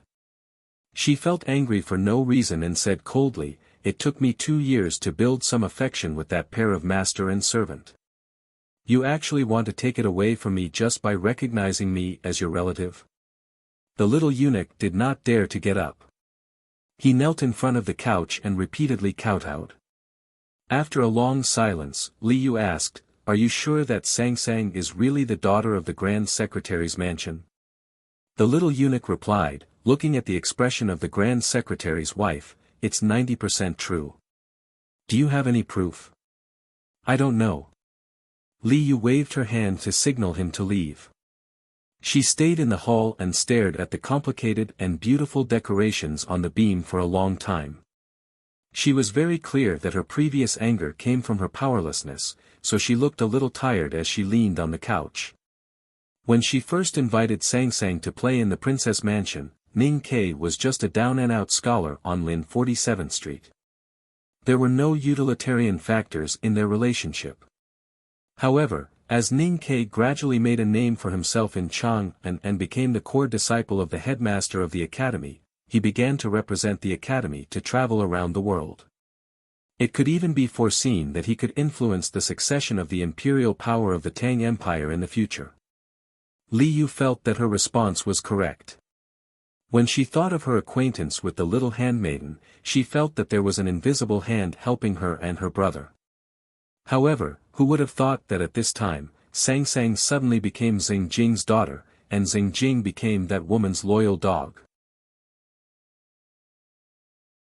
If Sang Sang was really the baby girl from the Grand Secretary's mansion, the blood relationship between her and Xing Jing and his wife was more than just affection. With such an inseparable relationship, what would Ning Kei choose when the time came to fight for the throne in the future? Thinking of this, Li Yu felt a little lost. Her heart was filled with the frustration of being abandoned by Haotian. In the old brush pen shop on Lin 47th Street. Back then, the steward who was hacked to pieces stole you out of the official of council's mansion and sold you to a human trafficker when old master was not paying attention. Now it seems that the human trafficker probably wanted to sell you outside the prefecture, but somehow he chose Hebei Prefecture. It was a drought, and he couldn't even take care of himself, so he left you in the wild. Mrs. Zheng looked at Sang Sang with tears in her eyes. She wanted to reach out and hold her little hand, but when she saw the big rag in her hand, she was worried that Sang Sang would not be willing. She could only nervously twist her fingers and look at Sang Sang expectantly. Sang Sang looked down at the toe of her cotton dress and said softly, "It seems to make sense." Mrs. Zheng hurriedly said, "Of course it makes sense. Child, do you believe that I am your mother now?" After a moment of silence, Sang Sang raised her head and asked seriously, "And then?" Mrs. Zheng was slightly startled and then said tenderly, "Of course, you will follow us back to the Grand Secretary's mansion. That is your real home.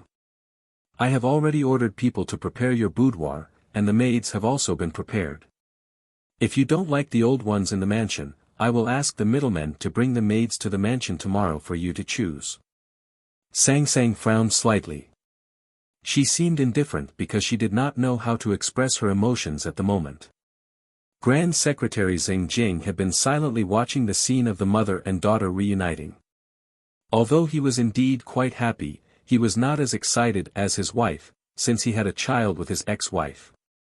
Especially when he looked at Sang Sang's slightly dark face, it was easy for him to recall the bloody day and the things that happened afterward. Although it was a blessing in disguise, he still did not like this memory. Moreover, as a high-ranking official of the Tang Empire, he had to pay attention to ethics and seniority. He was a little unhappy to see Sang Sang so indifferent in front of his wife.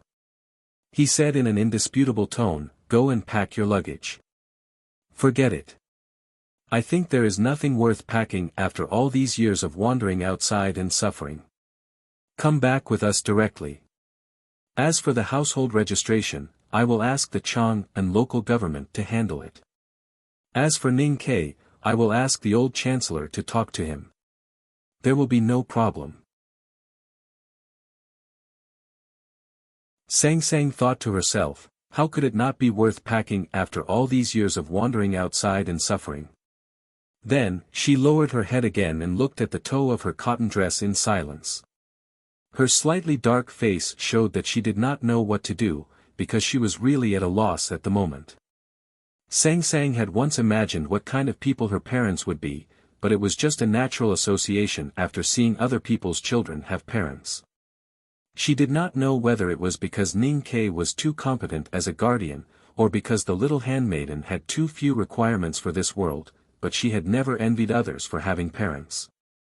The first person she saw when she opened her eyes in this world was Ning Quebec.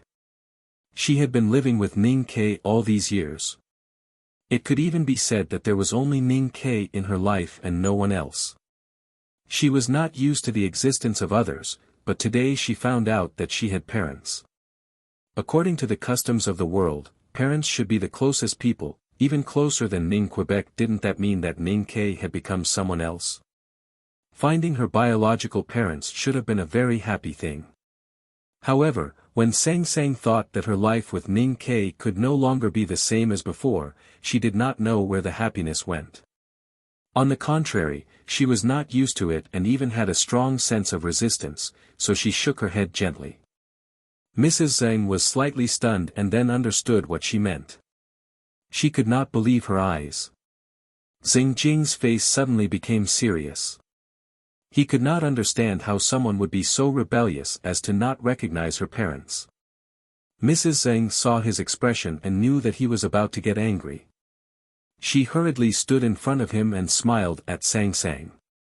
She said gently, "I know this is too sudden and it is hard for you to accept it. Why don't you come back with us and we will recognize you as our adopted daughter? I believe that you will believe that I am your mother after a while."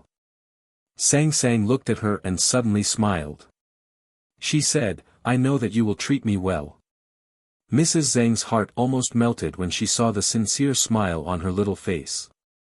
She reached out and took the big rag that Sang Sang had been holding onto. She held Sang Sang's hand and said lovingly, "Are you coming with us?" Sang Sang still shook her head. Mrs. Zhang asked puzzledly, "Why?" Sang Sang said, "Because the young master hasn't come back yet. When he comes back, I will ask him what to do. If he thinks that you are really my parents, then I will naturally recognize you and visit you often." Mrs. Zhang heard something else in her words and repeated in surprise, "Visit us often?" Sang Sang said, "Even if I recognize you, I still have to live in the shop." Mrs. Zhang asked in surprise, "Why?" Sang Sang looked at her and answered seriously, "Ning K has become a lot lazier these years. There are many things that he is unwilling to do and probably won't do. That is why I have to cook, wash, mop the floor and wipe the table. Sometimes when the stewards come to steal waste paper, I have to chase them away with a broom. I really can't spend the night in the Grand Secretary's mansion." Xing Jing and his wife were stunned. They could not understand why a little maidservant, who had been working so hard, did not throw herself into their arms in tears after learning that she was the daughter of the Grand Secretary and had become a phoenix. Instead, she was determined to stay in the evil master's house and take care of everything for the lazy young master. What kind of magic did that guy called Ning K cast to make his daughter say such things? Sang Sang continued, "Besides, Ning K sometimes thinks too much and can't sleep well. He can only fall asleep when he hugs me. Sometimes, when I feel too cold, I like to hug him to sleep. That is why I can't sleep well when we are apart." Mrs. Zhang and Mrs. Zhang looked at each other and saw the shock and suspicion in each other's eyes. They wondered if something had happened between their daughter and Ning K over the years. But Sang Sang was still young and did not look like it. The door of the old brush pen shop was pushed open from the outside. Sang Sang knew when Ning K would come back, so she knew it was not him. Chen Pippi stepped over the threshold with difficulty and rubbed his tired round cheeks. He looked at the situation in the shop and said happily, "Are you in trouble again? I was worried that those people would be scared by me. That would not be fun." Sang Sang explained, "It's not trouble. You don't have to play." Chen Pippi said, "Then let's play chess." Sang Sang smiled at Mrs. Zhang and Mrs. Zhang. Just when Mrs. Zhang left the old brush pen shop in a daze, a simple horse carriage drove into the east gate of Chang'an City. There were many girls around the horse carriage. It was Ning K and his people who had come back a few days earlier. Outside Tiang City, their horse carriage met with the disciples of Black Ink Garden. Then, they went south together. Today, these girls from the Great River Kingdom finally saw their famous city. Naturally, they could not help but be excited. A corner of the curtain of the carriage was lifted. Mo Shanshan, who was in a white dress, squinted at the scenery and people in Chang'an City. There was a faint smile on her slightly round and beautiful face. It could be seen that she was also very happy. Eldest brother rubbed his sore back and looked at Ning Kai, who was full of expectation and excitement. He asked with a bitter smile, "Youngest brother, why are you in such a hurry to return to Chang'an?" Ning Kai said seriously, "Senior brother, please don't make fun of me. Although I don't have the habit of choosing my bed, I can't sleep well when I leave home. So, I'm in a hurry to go home and have a good sleep." Even if they were brothers of the same sect, they would still be afraid of being teased. So, Ning Kai's words were not completely true. Only he himself knew the real reason why he couldn't sleep well and was in a hurry to return to Chang'an City. If he was not in the old brush pen shop, there would be no one to bring him water to wash his feet, no one to cook noodles with fried eggs, no one to hand him toothbrush, no one to laugh with him, no one to be sad with him. Without Sang Sang, he could not live without Sang Sang. To be continued. If you like this work, please come to Chidian.com to vote for me. Your support is my greatest motivation.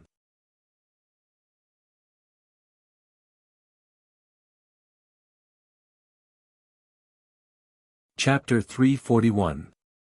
The snow had not faded, and the cold wind was still blowing. It was not yet spring, but the streets of Chang'an had begun to emit the fragrance of spring. More than a dozen young girls' voices were like silver bells, and their faces were as pretty as flowers. They looked at the streets and pointed at them, attracting the attention of many passers-by.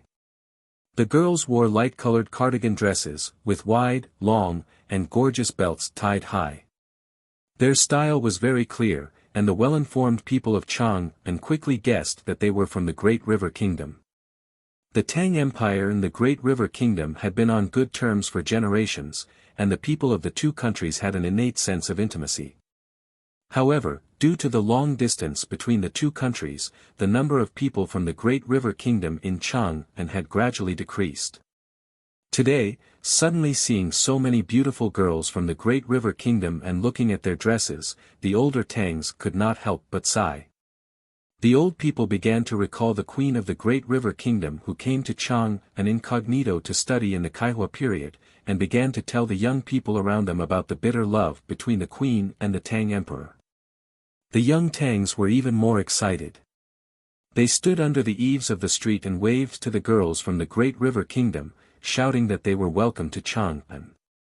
Some of the bolder ones even directly caught up with the team, running beside the girls' horses and asking for their names and addresses. Although the Great River Kingdom worshipped the Tang style, the girls in the country were known for their gentleness and chastity. After entering the city, the girls chattered about the osmanthus cake and the Wanyan temple. When they came to their senses, they felt that they had forgotten themselves and their faces were hot. Now, being chased by the young Tangs and asked for their names, they were even more embarrassed and lowered their heads. Cat Girl looked at the young man who was panting and running beside the horses and saw the undisguised love and excitement in his eyes. She shyly buried her little face in the fluffy collar and thought to herself, "I'm so young, why are you so anxious?" Mo Shanshan, who was a little uneasy, smiled at the warm welcome of the Chang'an people. She put down the curtain and began to close her eyes to rest. Her sparse and long eyelashes slightly blinked, as if the uneasiness in her heart had not completely disappeared. But why was she uneasy? Ning Kai came to her side, lifted the curtain and looked out. Most of the academy's students who were practicing at the frontier fortress returned to Chang'an City with him. The rapid march over the past few days had really tired these students, especially Zhong Dajuan who was at the back. His face was pale and he was much thinner than before. Looking at his absent-minded look, it seemed that he could fall off the horse at any time. Ning Kai knew very well why. Back then, when he had disguised himself as Zhong Dajun and followed Mo Shanshan and the others into the wilderness, he had ordered someone to imprison Zhong Dejun. Later, when he revealed his true identity in the palace, he had forgotten about this matter. Therefore, Zhong Dejun was not released until he left Tuyang City. He must have suffered a lot in the past 6 months. Ning Kei's conduct was definitely not good, but he had absolutely no sense of guilt for Zhong Dajuan's absolutely bad conduct. He did not even bother to pay attention to him, and directly whistled to the front.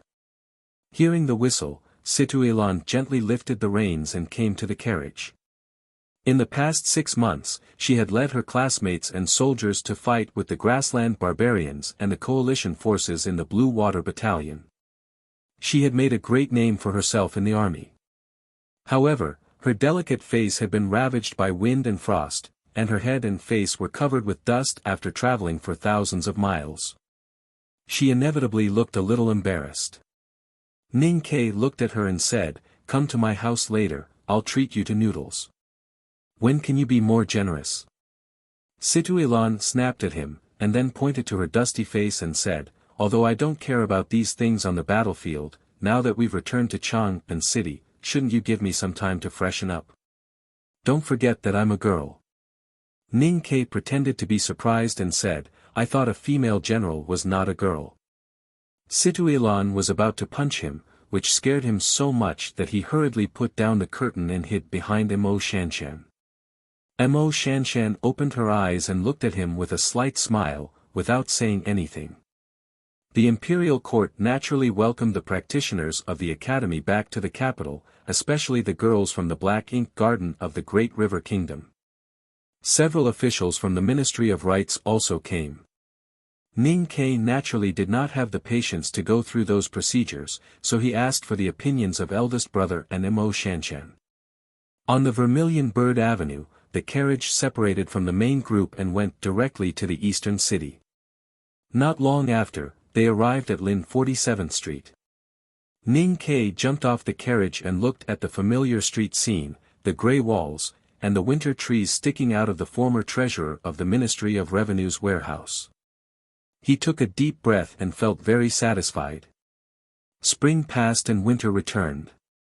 More than half a year had disappeared. He believed in the armchair, ink, well water, chicken soup, noodle slice soup, fried egg noodles, and the notes under the bed. Today, he could finally embrace all these again, and it felt so good. Suddenly, he saw a black carriage parked at the side of the shop. Looking at the dense fine lines on the carriage, he could not help but be silent for a moment. Then he nodded to the carriage and walked up the stone steps to open the door of the old brush pen shop. In the shop, Chen Pipi and Sang Sang had finished 3 games of chess and were eating noodles. Sang Sang was not a person who liked playing chess and gambling. However, since someone insisted on giving her money, she could not refuse his kindness and reluctantly played a few games with him. With the new notes with the smell of ink in her hands, she gradually forgot the loneliness and sadness brought by the departure of the 2 elders and the frustration brought by the Grand Secretary and his wife. Her mood became much better, so she made an exception and cooked 2 bowls of noodles for Chen Pipi and herself. At this moment, the door of the shop was pushed open, making a soft squeak. Sang Sang held the bowl of noodles with her head down and sucked the noodles into her mouth. She thought that the bottom of the door hinge was a little deformed and she had to find time to repair it. Suddenly, she felt that the footsteps of the person who came were a little strange and too familiar. She could not help but raise her head curiously. Seeing that guy, how could Sang Sang still remember to eat noodles? Su Rubai held the noodle beside her lips and smiled with her willowy eyes. She said with food in her mouth, "Ning Kei." Ning Kei looked at her with a smile. His eyes also squinted, like the crescent moon that did not exist in this world. Sang Sang suddenly found that there were other people behind Ning Quebec. There was a scholar and a girl in a white dress. The girl was very beautiful, especially her round face, which was very cute. Sang Sang suddenly woke up and knew that her mouth was full of noodles. Her face must be full, but it was not as beautiful as the girl in the white dress beside Ning Quebec. Therefore, she was a little flustered for no reason. She hurriedly put down the bowl and stood up. With two slurping sounds, she quickly sucked the noodles hanging by her mouth into her stomach. However, she was almost choked by the noodles. She coughed and said in a low voice, "Young master, you are back."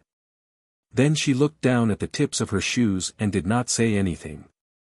Mo Shanshan stood quietly beside Ning Ke, but a little behind him. She was invited to Chang'an by the eldest brother of the academy. She was a little happy, a little expectant, and a little uneasy. However, these emotions could not be seen on her calm face. She knew very well what she was uneasy about. Sometimes she even wondered whether she was looking forward to Chang'an because of Ning Ke or his little handmaiden. She followed Ning Ke into the old brush pen shop and saw the little handmaiden sitting on a small stool eating noodles. From the first time she saw her, she knew that it was the person she wanted to see. The little handmaiden was Sang Sang. The Sang Sang at the beginning of the chicken soup calligraphy. The Sang Sang that Ning Ke always talked about. Mo Shanshan had read the chicken soup calligraphy countless times in the summer night by the ink lake. She knew better than anyone, even Ning Ke himself, how much absolute trust and intimacy were hidden between the messy strokes of the handmaiden's name at the beginning of the chicken soup calligraphy. Therefore, she had always wanted to know what kind of little handmaiden Sang Sang was. In the palace of the grassland, she said that she liked Ning Ke's big black horse. In the snowfield, she said that she liked Ning Ke's calligraphy. At the moment when the front gate of the Devil's Doctrine was about to die, she finally calmly said that she liked Ning Ke's horse and calligraphy, as well as Ning Ke himself. At that time, she thought she would die, so she said it according to her heart. However, she did not die, and she could not go back on her words. Therefore, she was sure that she liked Sang Sang, so she wanted to see Sang Sang even more. Today, she finally saw Sang Sang, but she was a little surprised. Because Sang Sang was not a common pretty handmaiden in the world. She was just a dark-skinned, thin, and ordinary girl. She was still very young, and her eyebrows had not fully developed. Especially when she held a big bowl of noodles with the noodles in her mouth and eyes smiling, she could not have any other feelings except for pity. Facing such a little handmaiden, Mo Shanshan felt that what she had guessed and imagined in the past, including the nervousness before they arrived in Chang'an, were very excessive. Therefore, she felt a little ashamed. After staring at her for a moment, she silently lowered her head and looked at the toes of her shoes sticking out of her skirt, not saying a word. Sang Sang looked down at the shoes sticking out of her cotton skirt, and Shanshan looked down at the shoes sticking out of her white skirt. The scene was a little funny, and the atmosphere in the old brush pen shop became a little strange. Ning Ke was still immersed in the joy of seeing Sang Sang again, and did not notice anything at all.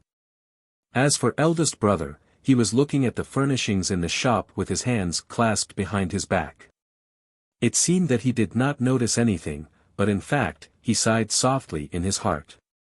Sang Sang suddenly came to her senses and hurriedly said, "Guests have come. I'll go make some tea."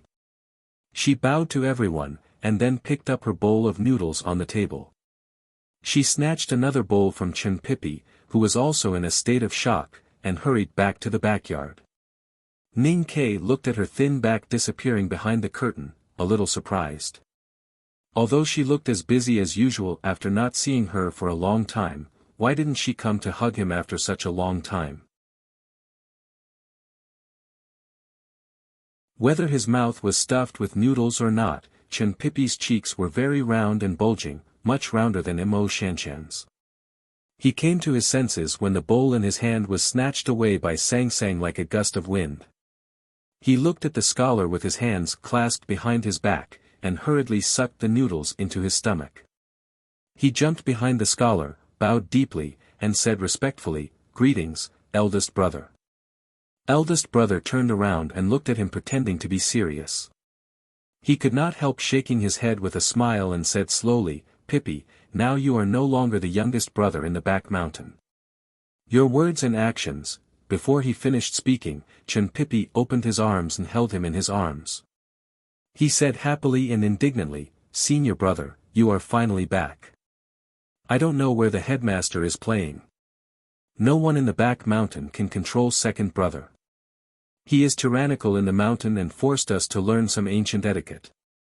Senior brothers and sisters are angry, but dare not say anything. 11th brother is almost driven crazy by him, and he stuffs flowers into his mouth. You have to help us. The next chapter may be a little later. I am a little tired. Thank you for your support. To be continued. If you like this work, please come to Chidian.com to vote for me.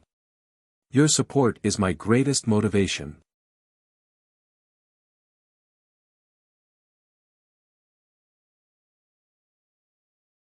Chapter 342. Ning Ke heard two key points from Chenpipi's words. First, he said that the headmaster had died somewhere. Secondly, he said that second brother was overbearing and the other senior brothers and sisters dared not to say anything even though they were angry. Then he saw Chenpipi holding eldest brother in his arms as if he was a treasure. Chenpipi's fat face was full of expectation and ecstasy, but there was no sense of respect or distance. Then he understood two things. Firstly, neither the headmaster of the academy nor the eldest brother cared much about the academy's back of the mountain, nor did they care about the expressions and attitudes of others. That was why Chenpipi spoke without restraint and behaved without a sense of distance. The one who was truly terrifying or worthy of respect was the unsmiling second brother. Second, Chenpipi was really a master of lying.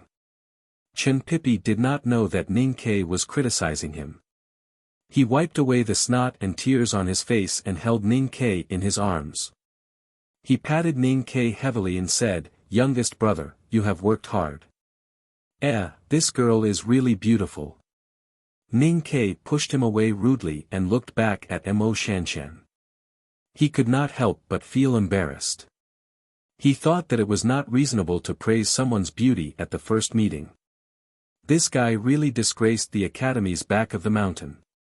Chenpipi was not really lustful. In fact, his understanding of the affairs between men and women was even weaker than Ning Ke's. Otherwise, he would not have been beaten up so badly by Yi Hongyu, and he would not have expressed his hatred for women in his first letter to Ning Quebec. Therefore, he only thought that Mo Shanshan was beautiful and had no other thoughts. Ning Ke introduced, "This girl is Mo Shanshan from the Great River Kingdom. She is the last disciple of the master of calligrapher, Lord Wang." Chenpipi was slightly stunned and asked incredulously, "You are the calligraphy addict?" Through the conversation between the academy's brothers, Mo Shanshan had already confirmed that this person was the legendary youngest powerhouse in the knowing destiny state. She was a little surprised and looked at him and nodded. Chenpipi sucked in a mouthful of cold air and said with a sigh, "No wonder you're so beautiful. But since you and that woman are known as the three addicts of the world, I'd better not provoke you. Do you know that I am a genius among the geniuses in cultivation, the kind of genius to the extreme?" Ning Ke explained helplessly, "Shanshan's eyes are not good. Don't misunderstand." Chenpipi was stunned and said shamelessly, "Anyway, I don't like people who are similar to Tao addict." Ning Ke ignored him and asked, "Why are you here?" Chenpipi said, "Ask Sang Sang yourself." At this time, eldest brother finished his inspection of the old brush pen shop. He looked at them and said slowly, "Didn't youngest brother invite us to dinner? When will it start? I'm a little hungry." As soon as he returned to Chang'an, Ning Ke invited eldest brother and Shanshan to the old brush pen shop as guests. He really wanted to thank them for taking care of him along the way, so he wanted them to get in touch with him and enter his real life. Life seemed to be simple and ordinary, but in fact, many of the conversations in the old brush pen shop today were not simple. Eldest brother and Chenpipi had vaguely revealed some information, but they did not know each other's insistence and judgment, not to mention Ning Ke and the two girls who were involved in the conversation. Perhaps it was because of this that the first formal dinner of the old brush pen shop ended in vain. Sang Sang dawdled in the backyard for a long time. Before the tea was served, eldest brother and the other two left. The Black Ink Garden girls of the Great River Kingdom lived in the VIP department of the Ministry of Rites, and Mo Shanshan was going to meet her fellow disciples there. In Chen Pippi's words, the headmaster of the academy was still playing outside, so eldest brother naturally had to go back to the back of the mountain of the academy to deal with the affairs in the academy. Chen Pippi also left with eldest brother. So when the door of the shop was closed with a slight squeak, the old brush pen shop became a world of Ning Ke and Sang Sang again, quiet and peaceful. Sang Sang steamed a bowl of rice, cooked a bowl of pickled radish and sour bamboo shoots with bacon, and fried a plate of home-cooked vegetables. This was the first meal Ning Ke had after returning to Chang'an. The charcoal basin in the shop was very warm. Ning Ke took off his coat and sat at the table to eat quietly. Sang Sang sat at the other side of the table and ate quietly. From time to time, she would fill a bowl of rice or a bowl of soup for him. No one spoke. After picking up Sang Sang from the pile of corpses by the roadside, the 6 months in the wilderness was the longest separation between the two of them.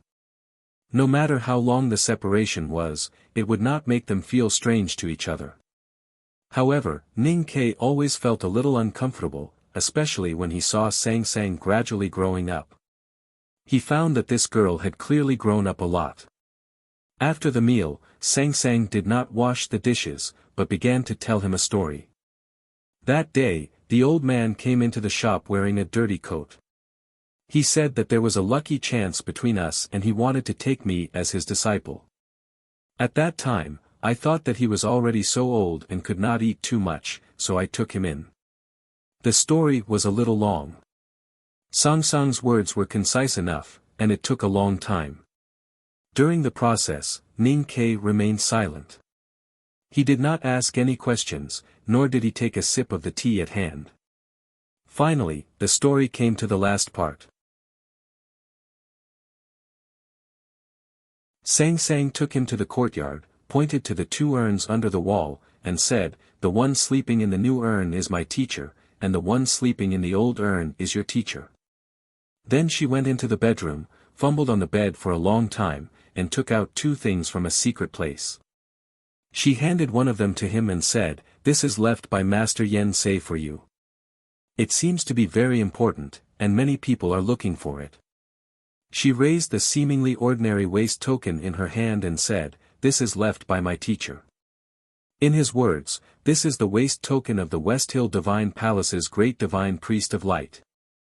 If I want to sit on the divine throne in the future, I need to wear this token on my waist. Ning Ke looked at the waist token and thought of the 2 bloody cases many years ago. He frowned slightly and felt a little disgusted. Sang Sang looked at him and said after a moment of silence, "The bloody case in the Xianwei general's mansion should be planned by my teacher." He said it was because he once saw a person in the general's mansion who was born with knowledge. "Young master, it was you, right?" Ning Ke nodded. Since he was a child, he had never mentioned to Sang Sang about the blood feud he carried, because he felt that these things had nothing to do with her, and there was no need for her to become indifferent like him. However, he did not deliberately hide anything from her. After so many years, he naturally knew some things that he should know. Sang Sang looked into his eyes and said seriously, "The dark shadow that my teacher is looking for is actually the legendary son of Yama. If he is looking for you, then you are the son of Yama." Although Ning Ke came from another world and his background could be said to be bizarre, he had never associated himself with the legendary great existence, let alone Yama. After hearing this, he was only startled and said sarcastically, "Although in a sense, I have seen Yama once, I know better than anyone that I am definitely not the son of Yama. Your teacher is not only a lunatic, but also an idiot." Sang Sang said, "But there are many people who will believe in my teacher, so we must not let others know about this." Ning Ke thought for a long time and then smiled bitterly.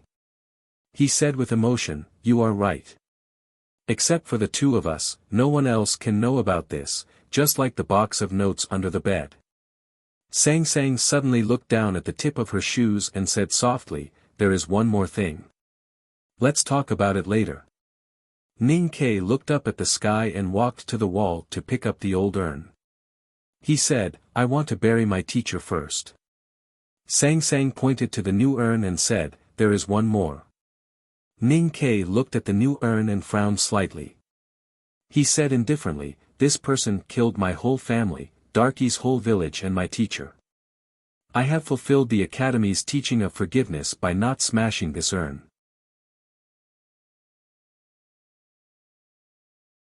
After saying this, he left the courtyard with the old urn and walked to the shop. Sang Sang stood there and thought for a while. Then she walked to the wall and picked up the new urn. The simple horse carriage outside the old brush pen shop was taken back to the academy by eldest brother, as well as the black horse carriage. The big black horse was kicking its hooves in front of the black horse carriage. Ning Ke walked to the side of the carriage and slowly stroked the wall of the carriage. The wall was made of pure steel and cast iron, showing a unique coldness of metal. Those deep and complicated talisman lines seemed to still have the aura of Master Yen Sei. He sat in the carriage with the new urn. After a while, Sang Sang held the old urn and also climbed up, panting. Ning Ke looked down at the old urn and said to the big black horse, "Go to the south of the city."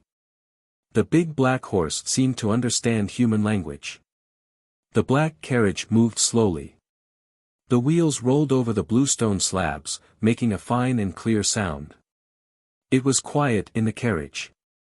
The master and the handmaiden held their teacher's urn and kept silent. After a long time, Ning Ke suddenly looked up at her and said, "Come here." Sang Sang was very happy. She held the new urn and was ready to go. Ning Ke looked at the new urn in her arms and frowned. He said, "Come here. Put the urn over there." Sang Sang looked down at the new urn and looked up at the empty seat next to Ning Quebec. She carefully put the new urn against the seat, walked to the opposite side and sat down beside Ning Quebec. Ning Ke put the old urn at his feet and held her in his arms. They did not speak along the way. Only the sound of the carriage accompanied them. Sang Sang leaned in his arms peacefully. But she looked at the opposite side from time to time, worried that the new urn would fall and her teacher would come out. South of Changpan, there was a meadow not far from the academy. This meadow belonged to the academy, but few people took care of it. So even in the middle of winter, one could still see knee-high withered weeds and corpses. 2 new graves were erected in the depths of the withered weeds. Ning Ke kowtowed heavily in front of one grave twice. He stood up and looked at the other new grave a few steps away. He said with an ugly expression, "I told you to bury them further away. Why didn't you listen to me?" Sang Sang ignored him and knelt in front of the new grave. She imitated him and kowtowed 3 times. Ning Ke said helplessly, "Now you don't even listen to me." Sang Sang stood up and looked at him. She said, "They're dead. Why did you bury them so far away?" When they picked the urns, they said that they could be neighbors after they were buried side by side. Ning Ke looked at the 2 new graves in front of him and was silent for a long time. Then he scolded angrily, "They're dead. How can they be neighbors? They've turned into 2 piles of ashes. Do they still want to talk and fight? What 2 idiots!" To be continued. If you like this work, please come to Chidian.com to vote for me. Your support is my greatest motivation.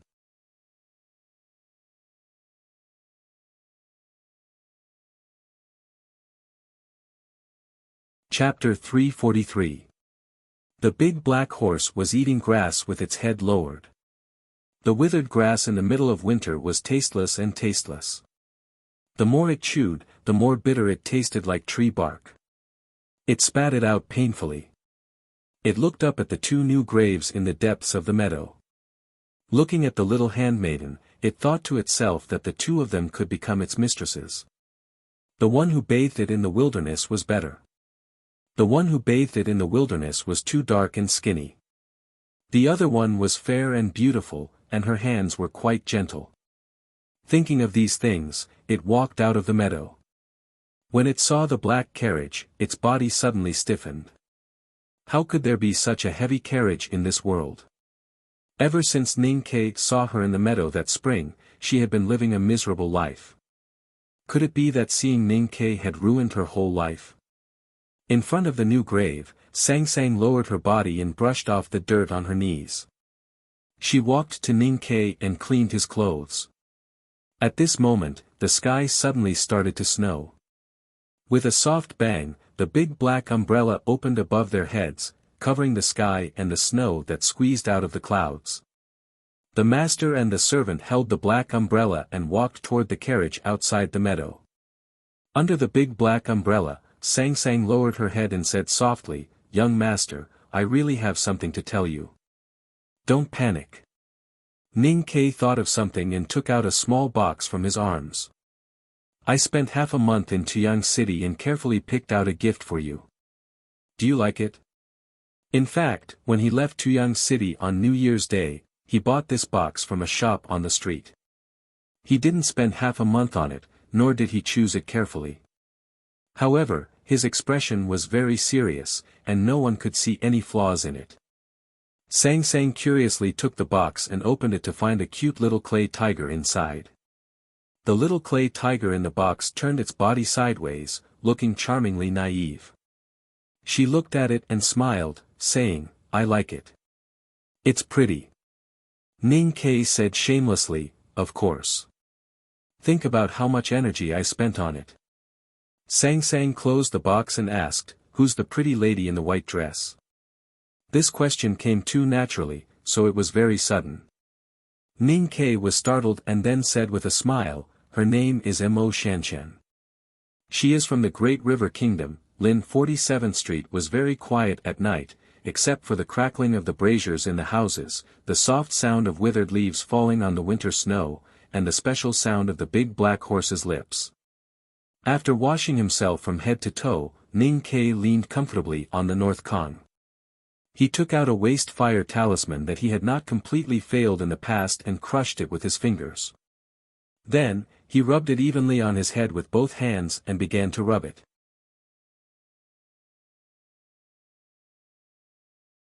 After a while, the remaining warmth in the talisman paper dried his wet hair, making it smooth and black. "Get ready for bed."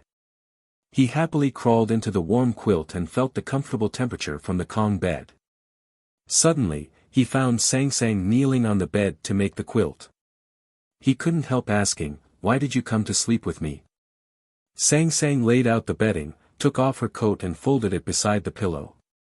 She said, "I'm a grown-up now, of course I have to sleep in separate beds." Ning Ke was startled and found that this sentence was very reasonable, but he still felt a little unaccustomed. He thought silently for a while, then stretched his hand out of the quilt and flicked his index finger. The candle on the table was extinguished. "Then let's sleep." It was quiet in the room. After a while, there was a sudden rustling sound. Then, his quilt was lifted and a small and slightly cold body crawled in and quietly leaned on his chest. Ning Ke held her and gently patted her back, just like when he coaxed her to sleep when she was a child. He felt the little girl's body in his arms and smelled the scent of her hair coming from his neck. He sighed and said, "It's still so comfortable." Sang Sang nuzzled her head in his arms, looking for the most familiar and comfortable position, and gently responded with a "hm." After a long time, she suddenly opened her eyes and looked up at Ning Quebec. She said, "I really have something to say." Ning Ke looked down at her and said after a moment of silence, "I do have something important to tell you." He did not relight the candle. Instead, he took out a heavy ingot of snowflake silver from the corner of the wall and asked Sang Sang to focus on it. Ning Ke moved the great spirit in his body to his hands and rubbed the ingot of snowflake silver into a silver rod. Then, he pinched it quickly with his fingers and the tip of the silver rod became extremely sharp. Sang Sang knelt on the brick bed with the quilt on her shoulder and asked confusedly, "When did you learn to juggle?" Ning Kei stabbed the sharp silver rod into his arm. The sharp tip sank deep into his arm but only left a very shallow white mark. Not a single drop of blood seeped out. Sang Sang was very surprised. She poked his arm with her finger and said, "So hard. I learned the great spirit left by youngest uncle. It was this great spirit that made my body like this." The so-called great spirit is to absorb the primordial chi of heaven and earth and store it in one's body. Ning Kei looked at the reflection of starlight in her eyes and said after a long silence, "In other words, the cultivation method I am cultivating now is the cultivation method of the devil's doctrine. To this world, I am a remnant of the devil's doctrine." Even if he was the son of Yama, it did not affect Sang Sang at all, not to mention the remnant of the devil's doctrine.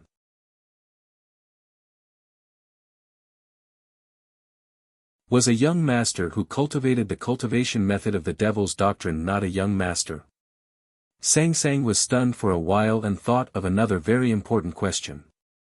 She said, "Well, then what the teacher said might be true. You are the son of Yama." *T. Ning Kei secretly moved his chi and kneaded the silver rod into a silver ball.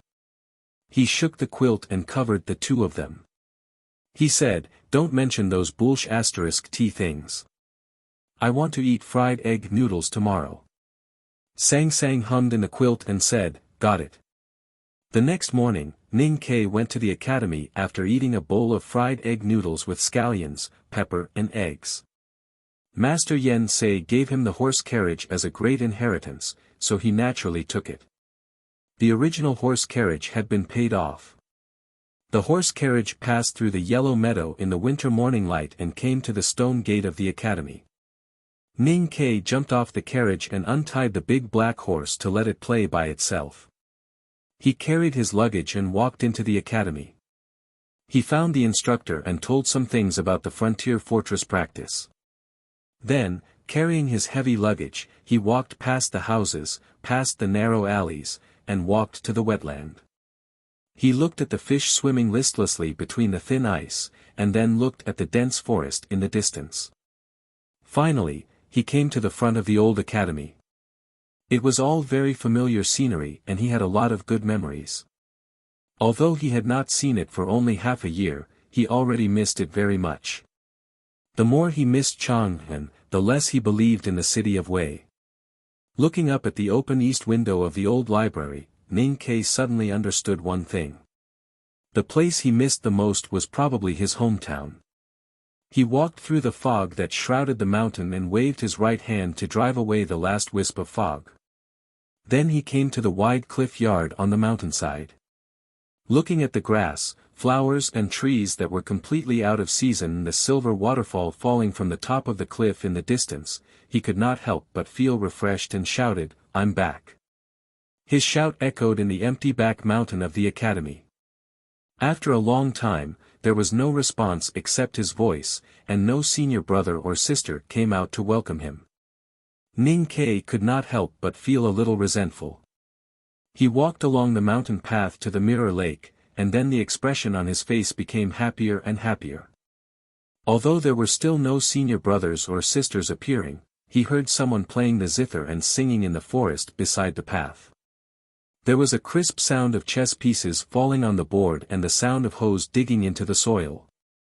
It must be the burial of flowers. There was a water wheel beside the stream, and the sound of iron forging could still be heard in the house in front of the water wheel.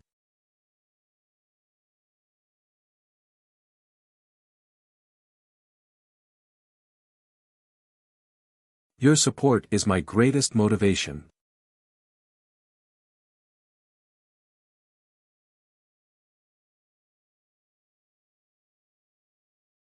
Chapter 344.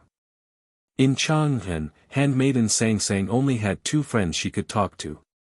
One was Li Yu, the princess of the Tang Empire, and the other was Xiao Chao, Mistress Jian's personal handmaiden.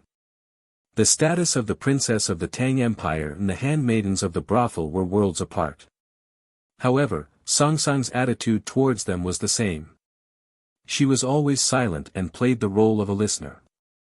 Xiao Qiao gently patted the railing twice, looked at Sang Sang beside her, and asked curiously, "I've heard of the calligraphy addict. I think she's one of the 3 addicts in the world. Since I've heard of her, she must be very famous. Is she beautiful?" Sang Sang nodded. Xiao Qiao angrily said, "Men are really bad." Sang Sang looked at her in confusion.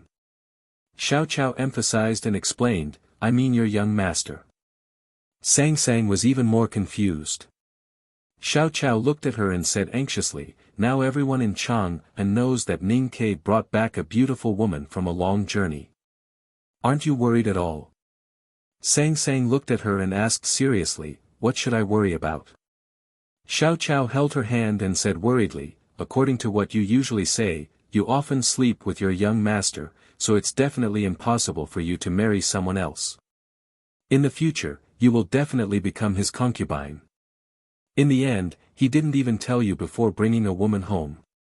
It seems that he doesn't have any feelings for you. In the future, if that woman marries your young master and becomes the mistress of the household, what will you do?" Sang Sang looked down at her hands that were tightly holding the railing. After a long silence, she said softly, "Young master is getting old and needs to get married. When I first came to your brothel with him, we have been discussing who is suitable to be the mistress. So even if he wants to marry Miss Calligraphy Addict, I won't feel anything. You want them dead? Which part of them are you thinking about? Or do you want them dead? After struggling in the wilderness for more than half a year, you come to the brothel instead of studying in the academy after returning to Chang'an. I really don't know how the headmaster and eldest brother have taught you. Are you really going to live in the mortal world for the rest of your life?" Mistress Jian stared at Ning Ke in front of her with dissatisfaction written all over her broad forehead. Ning Ke stood there obediently and did not dare to argue. The woman in front of him was not an ordinary woman. Not to mention that she controlled the rules of the brothel in Chang'an, which was equivalent to controlling his sexual happiness. He did not dare to be the slightest bit presumptuous because of the vague relationship between her youngest uncle and the academy.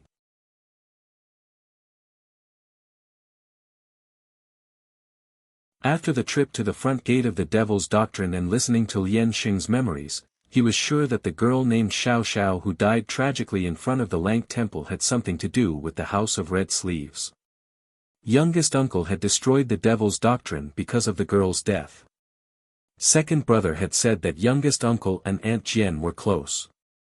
What had happened between them? He could have asked Mistress Jian about the girl named Xiao Xiao, but he thought that it was a sad story of the past. He didn't want to make the elders sad again, so he didn't mention it. He suddenly thought that Aunt Jian should be very interested in the news of youngest uncle, so he said, "I have inherited youngest uncle's legacy." Mistress Jian was slightly startled and asked in a trembling voice, "Haran sword?" Ning Ke nodded and answered, "Yes." Mistress Jian looked at him in disbelief and then frowned deeply. She leaned forward slightly and stared into his eyes. She asked very seriously, "Only the Haran sword?" Ning Ke was startled and then nodded again. Mistress Jian suddenly felt relaxed when she got his confirmation. She leaned back tiredly and said, "That's good." Ning Ke looked at her expression and thought that maybe Aunt Jian also knew the truth of youngest uncle's joining the devil. "I don't want you to follow his old path."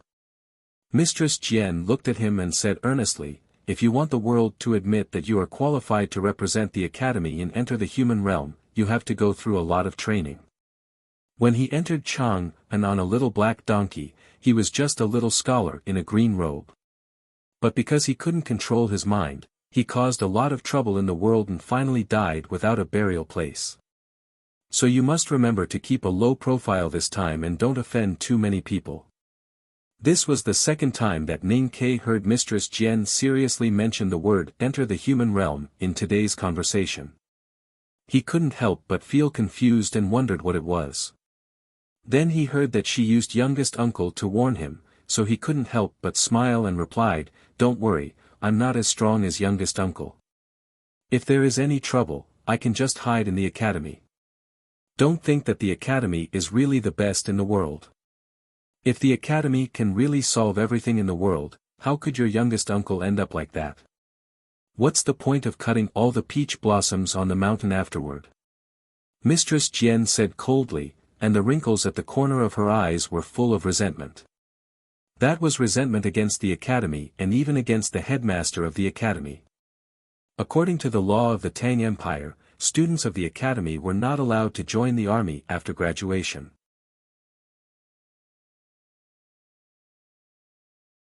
Therefore, unlike most of the officials in the imperial court who came from the academy and had a close relationship with the academy, the military of the Tang Empire had always been estranged from the academy. Especially recently, the powerful figures in the military, represented by the Defender General of the state Su Shi, had even developed a strong vigilance against the academy, especially those supermundane people in the back of the mountain of the academy. What made this vigilance a reality was a memorial from Tuyang City.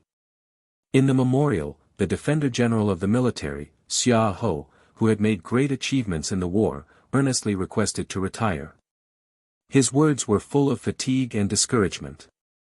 After seeing this memorial, many generals in the military ministry felt sad, especially the bigwigs at the top. They knew that before Xia Ho decided to retire, Mr. First and Mr. 13 of the academy went to Tuyang City and had a long talk with Xia Ho in the winter courtyard. Therefore, they became even angrier. Many people in the military of the Tang Empire did not like Xia Ho, but they insisted that it was the military's own problem. Even if Xia Ho was to be punished, it should be handled by His Majesty or the imperial court, and not by the academy. As for Xia Ho being a visiting professor of the West Hill Divine Palace, it was not a big deal in the eyes of the Tangs who were also believers of Haotian. Of course, no one dared to suspect the headmaster of the academy. It was just that the headmaster of the academy had not appeared in the human world for many years, and even His Majesty had not seen him for a long time. Therefore, the military thought that it was the fault of the back of the mountain of the academy. I believe that if the headmaster of the academy knew about this, he would not allow those people in the back of the mountain to act so unscrupulously. Su Shi said coldly, "Cultivators should cultivate and not interfere with the politics of the court. Just like the two unknown places, deep in the mountains or the wilderness, those outside the world return to the outside world, and those inside the world return to the inside world. Why should they be connected? Why should they enter the human world? How is the investigation of that case?" he asked. There is indeed an iron nail in the head of censor Zhang Yiqi. The Chang and local government protected the evidence well, but they did not continue the investigation at that time. When Xianwei General Chen Zixian died in the iron shop, the old brush pen shop was not open that day. In the early morning after the death of the former military ministry document appraiser Yan Suqing, the Yulin royal guards found a piece of cloth deliberately left by the murderer and found a coat in another yard. Because it was a ready-made garment from the lawn embroidery workshop, this clue could not be traced.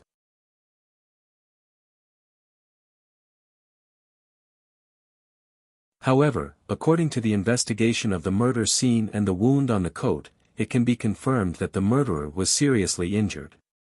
A military ministry official said, 2 days after Yan Suqing's death, it was the semester examination of the academy. According to the student's memory, Ning Ke had made an appointment with Xie Qingyun, a scholar of the South Jin Kingdom, to bet on the result of the examination. However, he asked for 2 consecutive days of leave at that time. This matter caused an uproar in the academy, so it could not be faked. Su Shi said coldly, of course he had to ask for leave when he was seriously injured. The military of the Tang Empire was extremely powerful. Once they started a comprehensive investigation of something, they would instantly show extremely strong action and high efficiency.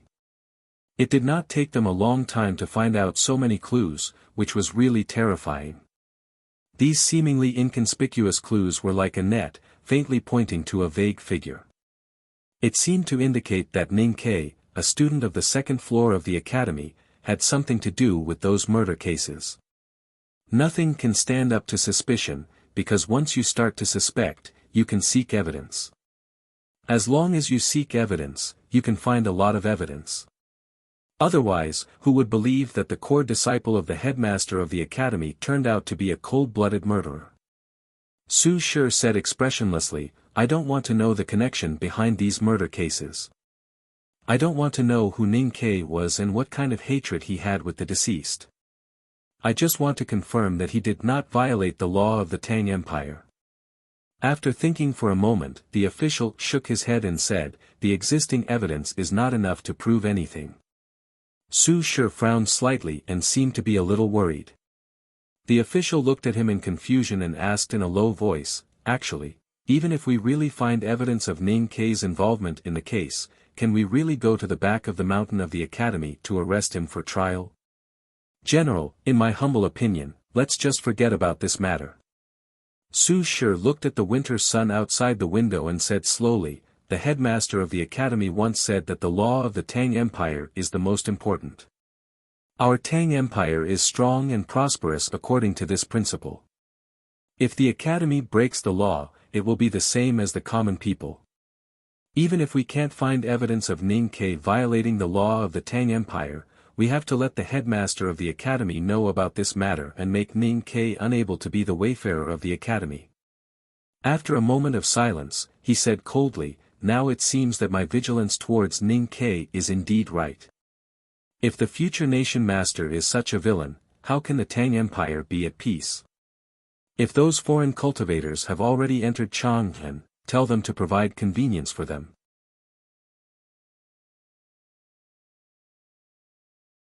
Tell the Yulin royal guards not to easily try to stop the battle between the two sides.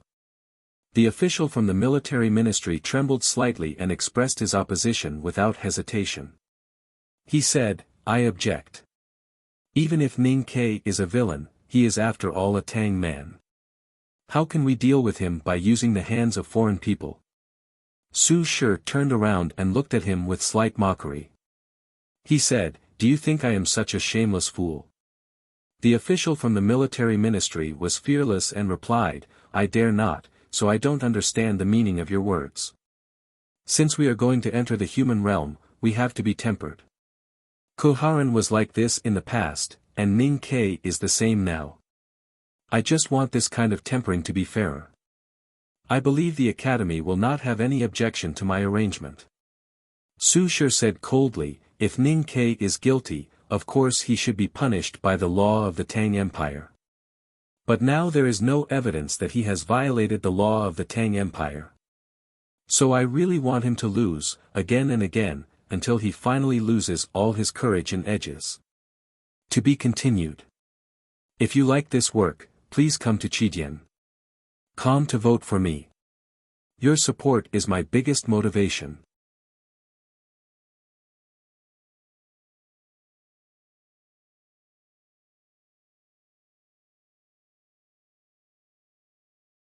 Chapter 345. Ning Ke did not know that he had become the hero in the novel and was about to face the challenges of countless supporting roles. He would either win or lose, and finally decide whether he was the hero or not, like Long Qing, who was supposed to be the hero but ended up as a side character. After returning to Chang'an from the wilderness, he had been thinking about an important problem. If he could not solve that problem, he would not even dare to cultivate in the back of the mountain of the academy, let alone fight with others.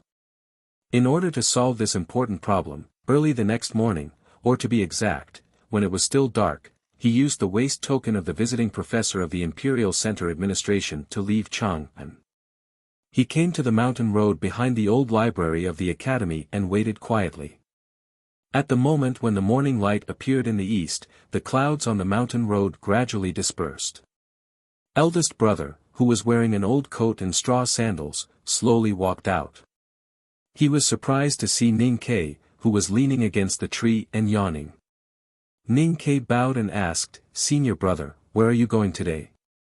Eldest brother smiled and said, I have been traveling with my teacher for the past 2 years and did not know that the imperial court had dredged a large lake under the Yanming mountain in the south of Chang'an. I went there yesterday. The air in the lake was fresh and the water under the ice was clear. There were also fishermen breaking the ice to catch fish. I like it very much, so I am going to see it again today. Ning Ke had a lot of experience in dealing with eldest brother's speaking speed and verbosity. His ears could automatically filter out the nonsense about scenery and mood, and capture the only useful words. However, he did not find any key point in eldest brother's words. He said angrily, "Senior brother, I have a question to ask you." Eldest brother was slightly startled and asked, "Is it very troublesome?" "I still want to see the lake." "How about another day?" Ning Ke said firmly, "Not another day. It can only be today." "Is it long?" "It can be long or short." "Youngest brother, if it is a riddle, then it is not interesting." "Eldest brother, am I such a boring person?" After a short conversation, eldest brother and youngest brother began to climb the long mountain road. "This important question is. I wanted to ask you when we were roasting potatoes by the bonfire in the wilderness, but you said not to. You will ask the headmaster of the academy when you return, but the headmaster of the academy has not returned. Why do I feel that this sentence is also a riddle?" Ning Ke stopped in front of the winter trees that had stabbed him all over. After a long silence, he looked at eldest brother and nodded. He said as calmly as possible, "I have inherited youngest uncle's mantle at the front gate of the devil's doctrine."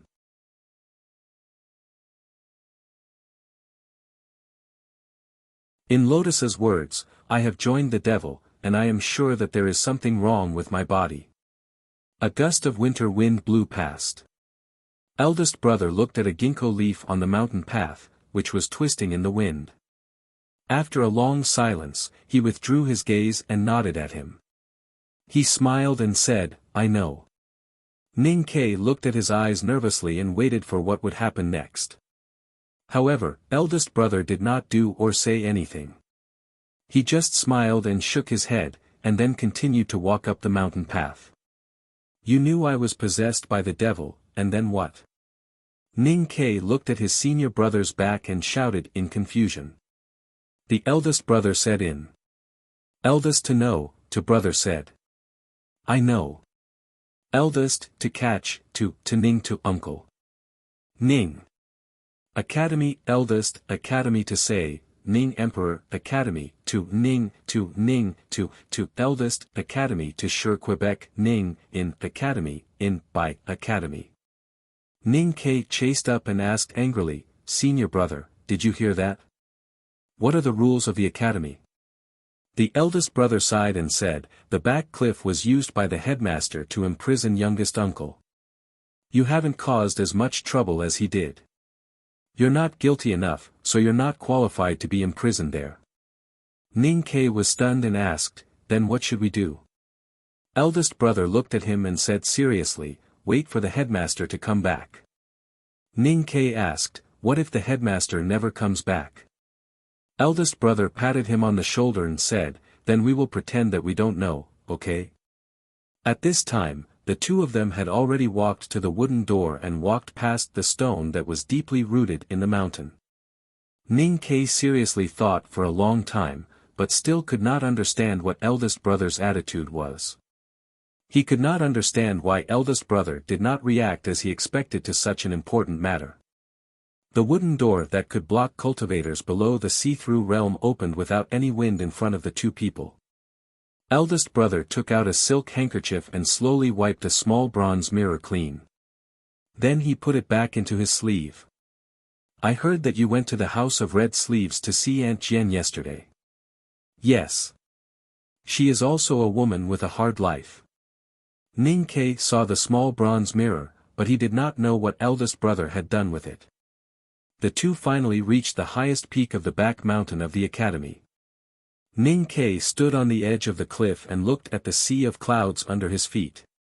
He felt the cold wind blowing on his face and recalled the scenery of that night. He could not help but feel slightly shaken. Eldest brother stood beside him and looked at the sea of clouds and the winter sun. He said slowly, "The trip to the wilderness is a trial. You performed well and can officially represent the academy to enter the human realm. I think you'd better be mentally prepared."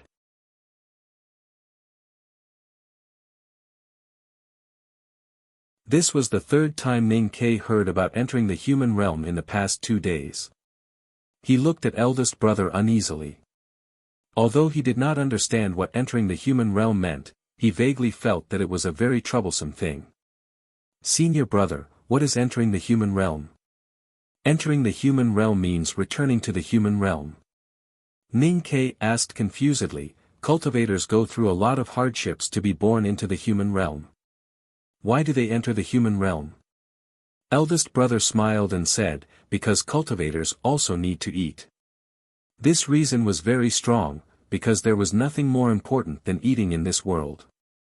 However, Ning Ke still could not understand the logic behind it. With the ability of cultivators, how could they not be able to make a living? Moreover, what did cultivators need to eat have anything to do with the academy? What did it have to do with the academy entering the human realm? Eldest brother looked at the sea of clouds beneath his feet and said, "Cultivation is a very extravagant thing. Regardless of whether it is the creation of natal items or other things, they all require a lot of resources. Take your primordial 13 arrows as an example. The bow and arrows need special iron and refined steel, which requires extremely precious ores. Why didn't anyone in the cultivation world create similar bows and arrows in the past? On one hand, it is because they lack the wonderful ideas in your mind and the admirable practical spirit of fourth brother and sixth brother. More importantly, they are not like our academy, which has the minds of the entire Tang Empire for us to use. You have to know that your bow and arrows can only be made a few times." Ning Ke knew that the materials needed to make the primordial 13 arrows were very special and rare. However, when the bow and arrows were made, it was fourth brother and sixth brother who were responsible for the specific planning. He did not know that such a bow and arrows needed the resources of the entire Tang Empire. He could not help but be stunned. He suddenly asked, "Are the other unknown places also entering the human realm? I think Tang and Yi Su seem to be wandering in the human realm and have nothing to do with the human realm. The Xiankong Temple is supported by many Buddhist temples. The Jishou Abbey has the West Hill Divine Palace in the human realm. The West Hill Divine Palace is supported by the believers of the world. Most of the world's resources are in the hands of Haotian Taoism. And there is only one academy in the world. This academy is in the southern suburbs of Chang'an, on the land under our feet. It can continue to exist because it is supported by the entire Tang Empire. It is said that the academy is the only holy land that connects the two worlds."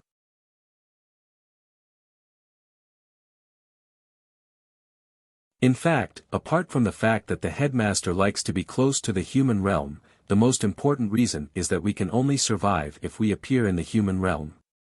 A gust of strong wind blew through the mountains, blowing away the drifting clouds in front of the cliff, revealing the fertile farmland covered in snow below.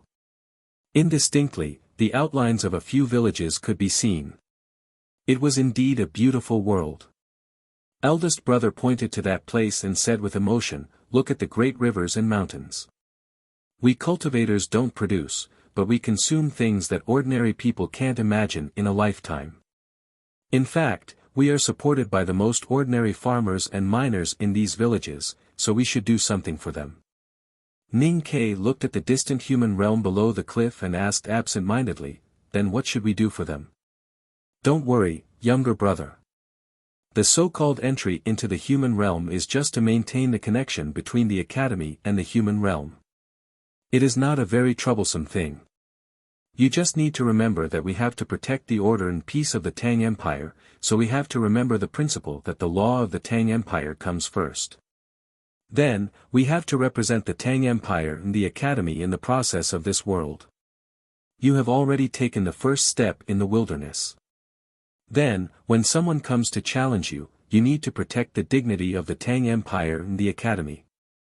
"How?" To put it simply, you have to defeat everyone who dares to challenge you. Ning Ke was shocked and said, so simple and violent. Eldest brother said, the Tao addict has returned to the West Hill. She told people that you are the person with the most similar cultivation philosophy to her. As far as I know, the little girl has always believed that the purpose of cultivation is to fight. Younger brother, do you also think so? After thinking about it, Ning Ke was sure that Yi Hongyu was right. He was that kind of person. Eldest brother said, then isn't fighting the most simple and violent thing in the world? Ning Ke looked at the gradually closing cloud eyebrows in front of the cliff and frowned. He said, I always feel that something is wrong. Do I have to fight with anyone who comes to challenge me? Eldest brother sighed and said, it is indeed not appropriate.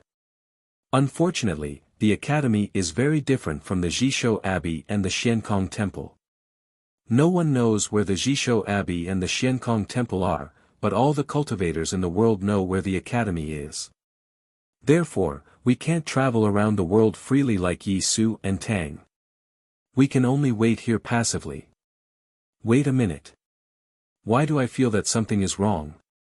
Ning Ke said, eldest brother, you always play outside with the headmaster. I have never seen anyone enter the back of the mountain. Then where did those who wanted to challenge the academy go?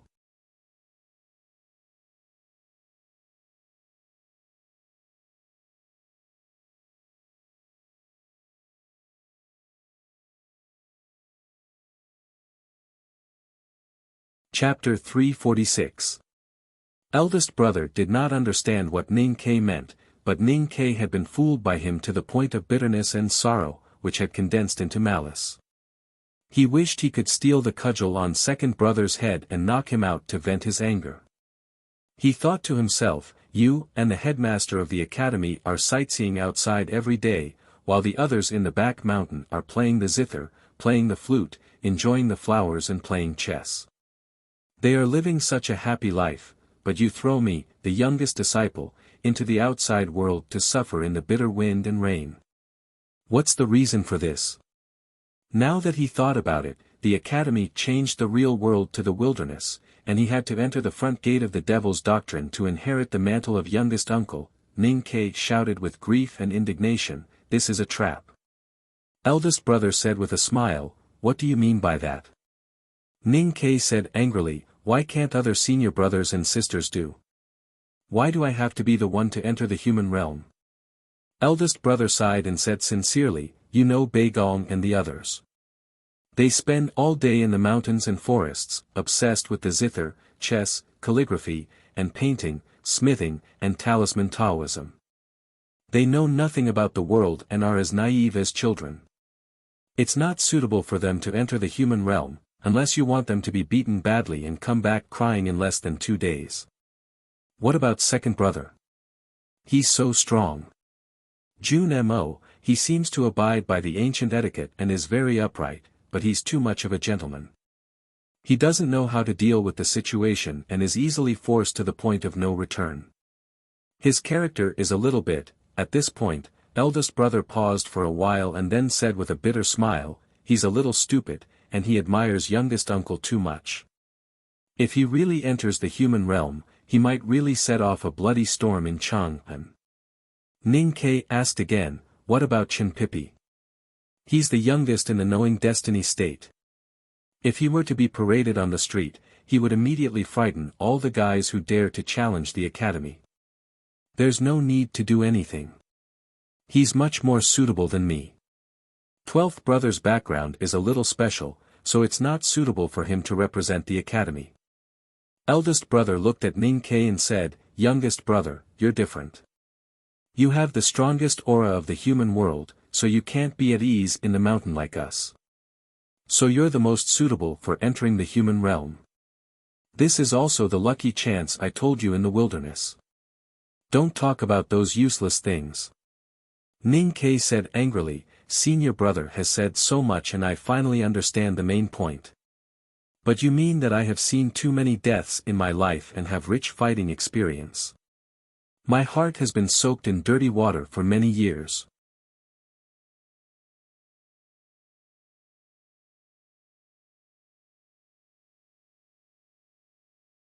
Why should I tell the truth? Then he began to think about how he should deal with a powerful cultivator like the Tao addict who came to Chang'an and invited him to a duel. Or in other words, how should he admit defeat in a more elegant manner? At this moment, eldest brother reminded him seriously, anyway, you can't lose, because the headmaster can't afford to lose. Ning Ke lost all his respect for eldest brother after hearing that he couldn't afford to lose 3 times in a row. He said bitterly, Senior brother, you seem to have forgotten the most important thing. The problem I mentioned to you by the wooden door just now has not been solved. What if others find out that I have joined the devil? Does the academy have to admit that we have taken in the remnants of the devil's doctrine? This is indeed a problem. Although it is not a big deal to be accused of taking in the remnants of the devil's doctrine, it is still troublesome. We have to think of some ways to cover it up. Eldest brother thought for a moment and said, then you don't have to use youngest uncle's great spirit. Ning Ke had thought that he could come up with a wonderful idea, but he did not expect such an answer. He could not help but think of the scene of eldest brother apologizing for being late behind the front gate of the devil's doctrine. He thought bitterly that eldest brother was indeed an irresponsible guy. After the conversation with eldest brother, Ning Ke found second brother and complained about his troubles, hoping to get some sympathy or military support. Unexpectedly, second brother not only did not sympathize with him, but sternly said that this was a rare opportunity for cultivation. He even sighed with emotion at the end that if he had not been famous in the world, no one would dare to challenge him, and there would be no enemy worthy of his attack. He wished he could replace Ning Ke to enter the human realm. Hearing second brother's words, Ning Ke finally understood that the so-called entering the human realm was not the academy throwing him out to be a watchdog to keep quiet, but it was also a kind of cultivation. However, what he was best at in his life was hunting in the forest and chopping off heads at night, so he was somewhat resistant to this kind of cultivation. No matter how resistant he was, he had to accept his fate. So he began to seriously think about how to face the battle invitations that might come at any time in the next few years. According to his previous temperament, he could not admit defeat casually because he might be beaten into ashes by the headmaster of academy. According to his previous temperament, if he met a strong enemy, he would secretly use some insidious means to cut off the enemy's head at night, but he would be beaten into a pulp by second brother. So he found that he really needed help.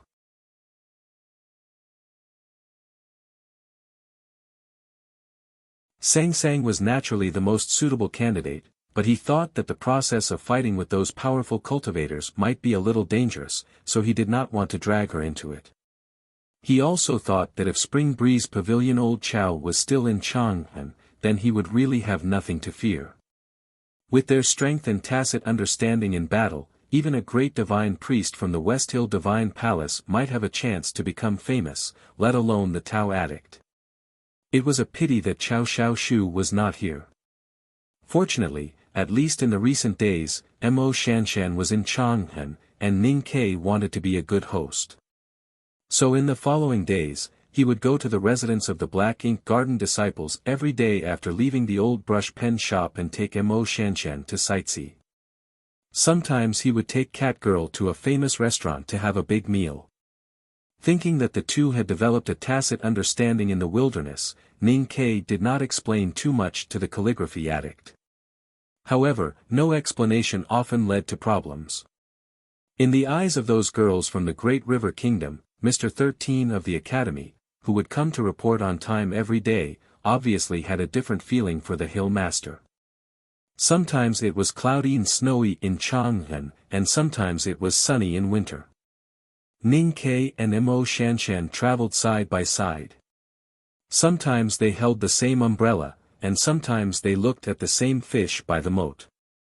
When they passed the Spring Breeze Pavilion, he told her the story of the murder on that rainy night. When they climbed the Wanyan Tower, he said that there were many stone statues behind it to see. Sometimes they talked about books and talisman Taoism. Time passed slowly and peacefully. Just like this for a few days, Ning Ke did not meet any big man jumping out of the street, nor did he see a Taoist sword flying toward him. The so-called challenge of entering the human realm had no trace at all. He thought that this was right. With the Academy's reputation, which cultivator would be so bored to come and challenge him? He no longer worried about this matter. That day, eldest brother made him vaguely understand the Academy's attitude toward joining the devil. With a beautiful female talisman master accompanying him, he could not help but be in a good mood. He thought that the Academy's title of entering the human realm was quite magnanimous. According to what eldest brother said, the Academy had the responsibility to help the Tang Empire advance in an orderly manner.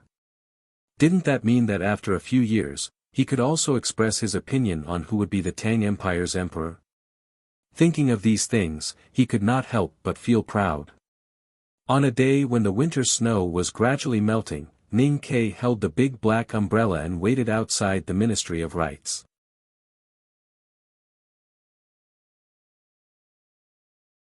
He and Mo Shanshan had made an appointment to go to the Forest of Steels to see the calligraphy of the predecessors. However, not long after Mo Shanshan walked out of the Ministry of Rites, a young monk in a thin frock also followed the two of them. He put his palms together and asked politely, "May I ask if you are Mr. 13 of the Academy?" "My bad brain made a mistake. It's about the relationship between the Academy and the military. But in fact, this mistake happened before, not today. Hua Shangyue should not have studied in the Academy. Because earlier, when Li Yu talked about Ning Ke's future, I had already confirmed that after graduating from the Academy, he could not join the military. But later, I forgot about it, so I made more mistakes. There are many things in the outline, including Ilan. So I can only change the rule that after graduating from the Academy, and I will change it when I am free. Sorry. To be continued. If you like this work, please come to Chidian.com to vote for me. Your support is my greatest motivation.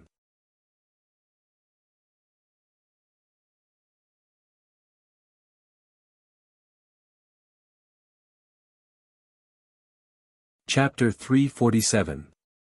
The young monk was about 25 or 26 years old. He was handsome and kind, with a slightly dark complexion. His thin robes fluttered in the wind, making him look otherworldly. However, it was still winter, and no one knew why he was not afraid of the cold. Ning Ke felt a little wary, but he did not show it on his face. He smiled and asked, "Master, do you know me?" The monk smiled and said, "This poor monk guessed." Ning Ke asked in surprise, "You guessed it?" The monk said calmly, "Because I have seen the calligraphy addict, so I guessed that you are Mr. 13. Ning Ke thought of the rumor that had been spreading recently and could not help but laugh bitterly. Mo Shanshan looked at the young monk, and her eyes gradually focused. She thought of the scene when they met years ago, and said with slight surprise, "So it's senior brother Guan Hai.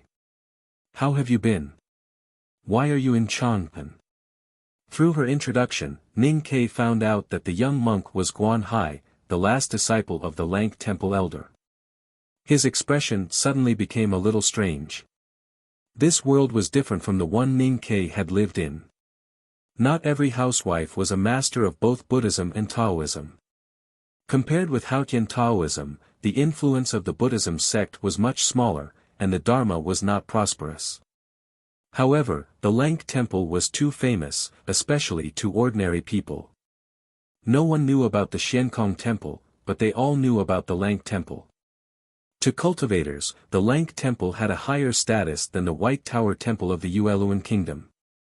Even Ning Ke, who did not know anything about the Buddhism sect, had heard of the Lank Temple and had a deep impression of it. Too many stories had happened in the 1,000-year-old temple. Master Lotus had become famous because of his debate with the Lank Temple elder. Later, he had secluded himself in the temple for several years. The bloody case of the destruction of the devil's doctrine, which had completely changed the face of the cultivation world, had also started in front of the Lank Temple. Ning Ke had first heard of the Lank Temple when Prince Long Qing first entered Changpan. Long Qing had also become famous because of his debate in the Lank Temple. Thinking of this, he could not help but wonder if cultivators in the world who wanted to become famous had to go through the Lank Temple and participate in the debate organized by the Lank Temple. Because of these stories, the Lank Temple had a special status in the cultivation world. The elder who lived in seclusion in the back of the mountain was even more senior. Since the young monk in front of the umbrella was a disciple of the elder of the Lank Temple, he should have a higher status than the legendary 7 disciples of the Buddhism sect. According to Ning Kei's character, he should have gotten closer to this young monk called Guan Hai.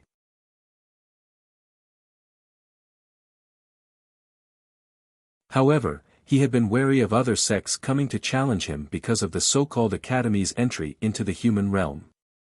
Now that he suddenly saw someone from the Lank Temple appear in Chang'an, he could not help but feel uneasy. So it's the Vedanta of the Lank Temple. I don't know why I didn't see you in the palace, he said with a smile. The young monk said that he did not dare and said respectfully, I don't dare to call myself Vedanta. Moreover, my master bowed to the headmaster of the academy as a disciple. How can Lin Hai bear the title of senior brother, Mr. 13? As for the matter in the wilderness, the temple has also received an edict from the Divine Hall. However, the disciples of the Buddhism sect pay attention to cultivation and do not get involved in the mortal world, so we did not go. Hearing these words, Ning Kei thought to himself that the monk would not covet fame if he did not mess with the mortal world, so he probably would not make trouble for him. Ning Kei felt a little relieved, and when he saw the admiration in the monk's clear eyes, he felt very comfortable.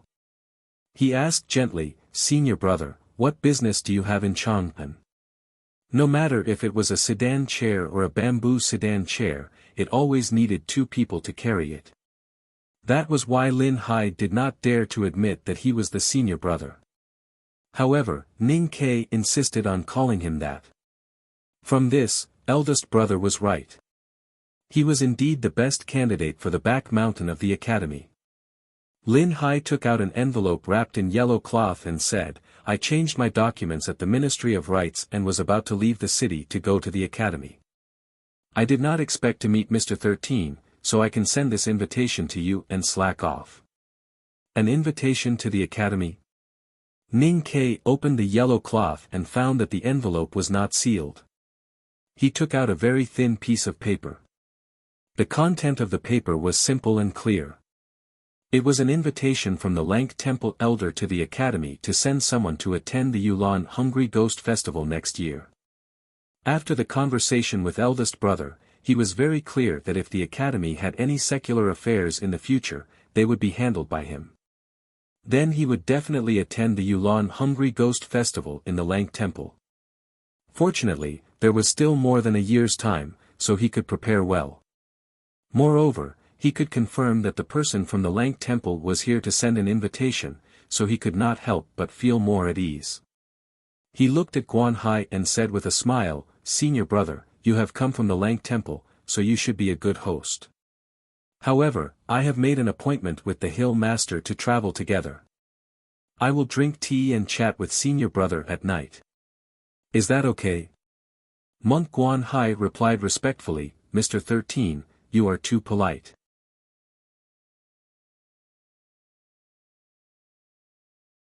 I have come to Chang'an under the orders of my master and have already slowed down my studies. Since I have already sent the invitation to you today, I will return to the temple later. Let's go, let's go. I have to return home, Ning Kei thought happily. However, on the surface, he was extremely enthusiastic and tried to persuade him to stay. He even put on a fake angry look that was unique to men from Hebei County. Monk Guan Hai refused repeatedly and said, I really cannot delay my studies any longer. It is just that it is rare for me to come to Chang'an and meet Mr. 13 in person. I have some problems in cultivation and hope that Mr. 13 can give me some advice. No problem at all. Speaking of which, I will book a table of vegetarian noodles at the Building of Pines and Cranes in the evening, along with 2 jars of vegetarian wine. You and I can drink and chat, or even have tea. We can discuss it in detail then. What did you say just now? Ning Ke spoke in high spirits and fully acted like a person from the academy who had entered the human realm. It was only then that he came to his senses. There were many things in the world that did not need to be said clearly and could not be said clearly, because if it was said too clearly, it would make both parties feel embarrassed. People who came from places like the Academy, the West Hill Divine Palace or the Lank Temple usually had to pay attention to their demeanor. Since they were cultivators who had not entered the human realm, how could they act like hooligans in the secular world who would pick up a watermelon knife and slash at the other party's chest or bald head without saying anything or saying a few harsh words? Even if they wanted to fight, they had to find prettier clothes and a better reason for it.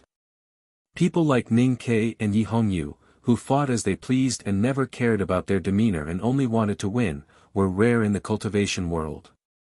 As for the prettier clothes and the better reason, it was nothing more than to ask for advice on the problems in cultivation and to discuss the state of cultivation with each other. Without all these external appearances, the naked truth was to ask for a fight. After confirming that the monk from the Lank Temple had issued an invitation for a fight, Ning Ke's expression changed slightly. Looking at the monk's slightly dark cheeks, he could not help but think of Sang Sang and Zhua, her skin color. He thought to himself that he seemed to be going against people with skin color like that for the rest of his life. After a moment, he said sincerely, "A monk is merciful. Why do you care about the superficial reputation?" Monk Guanhai said with more sincerity, "I have been cultivating in the temple for many years, and I have often heard the elders talk about the past of seeking guidance from the headmaster. I know that the academy is a first-class place in the world, and I have always yearned to visit the academy."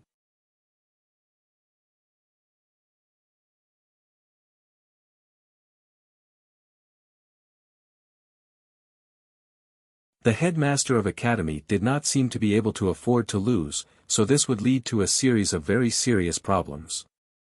Ning Ke raised his head and met the monk's clear and sincere eyes.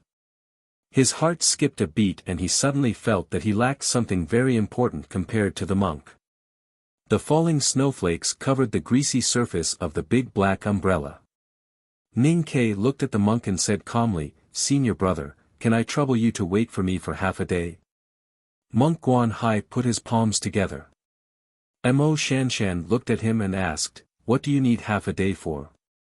"I need half a day to think about a very important problem." After saying this, Ning Ke closed the big black umbrella and carried it on his back. He walked toward the south of Chang and in the light snow. An hour later, he came to the newly dredged lake in the south of the city and slowly sat down in the snow. My inability to compose sentences suddenly flared up. It's very painful to write and I don't know how to write. But today is the last day and I can't drop the ball. I will continue to struggle like Ning Ke and I will win. The next chapter may be later, but if it goes well, it won't be too late. Thank you. To be continued. If you like this work, please come to Chidian.com and vote for me. Your support is my biggest motivation. You're tuning into the Han Li's Wuxia Adventures YouTube channel. We're so grateful for your support and don't forget to subscribe to join us on this incredible journey through captivating stories.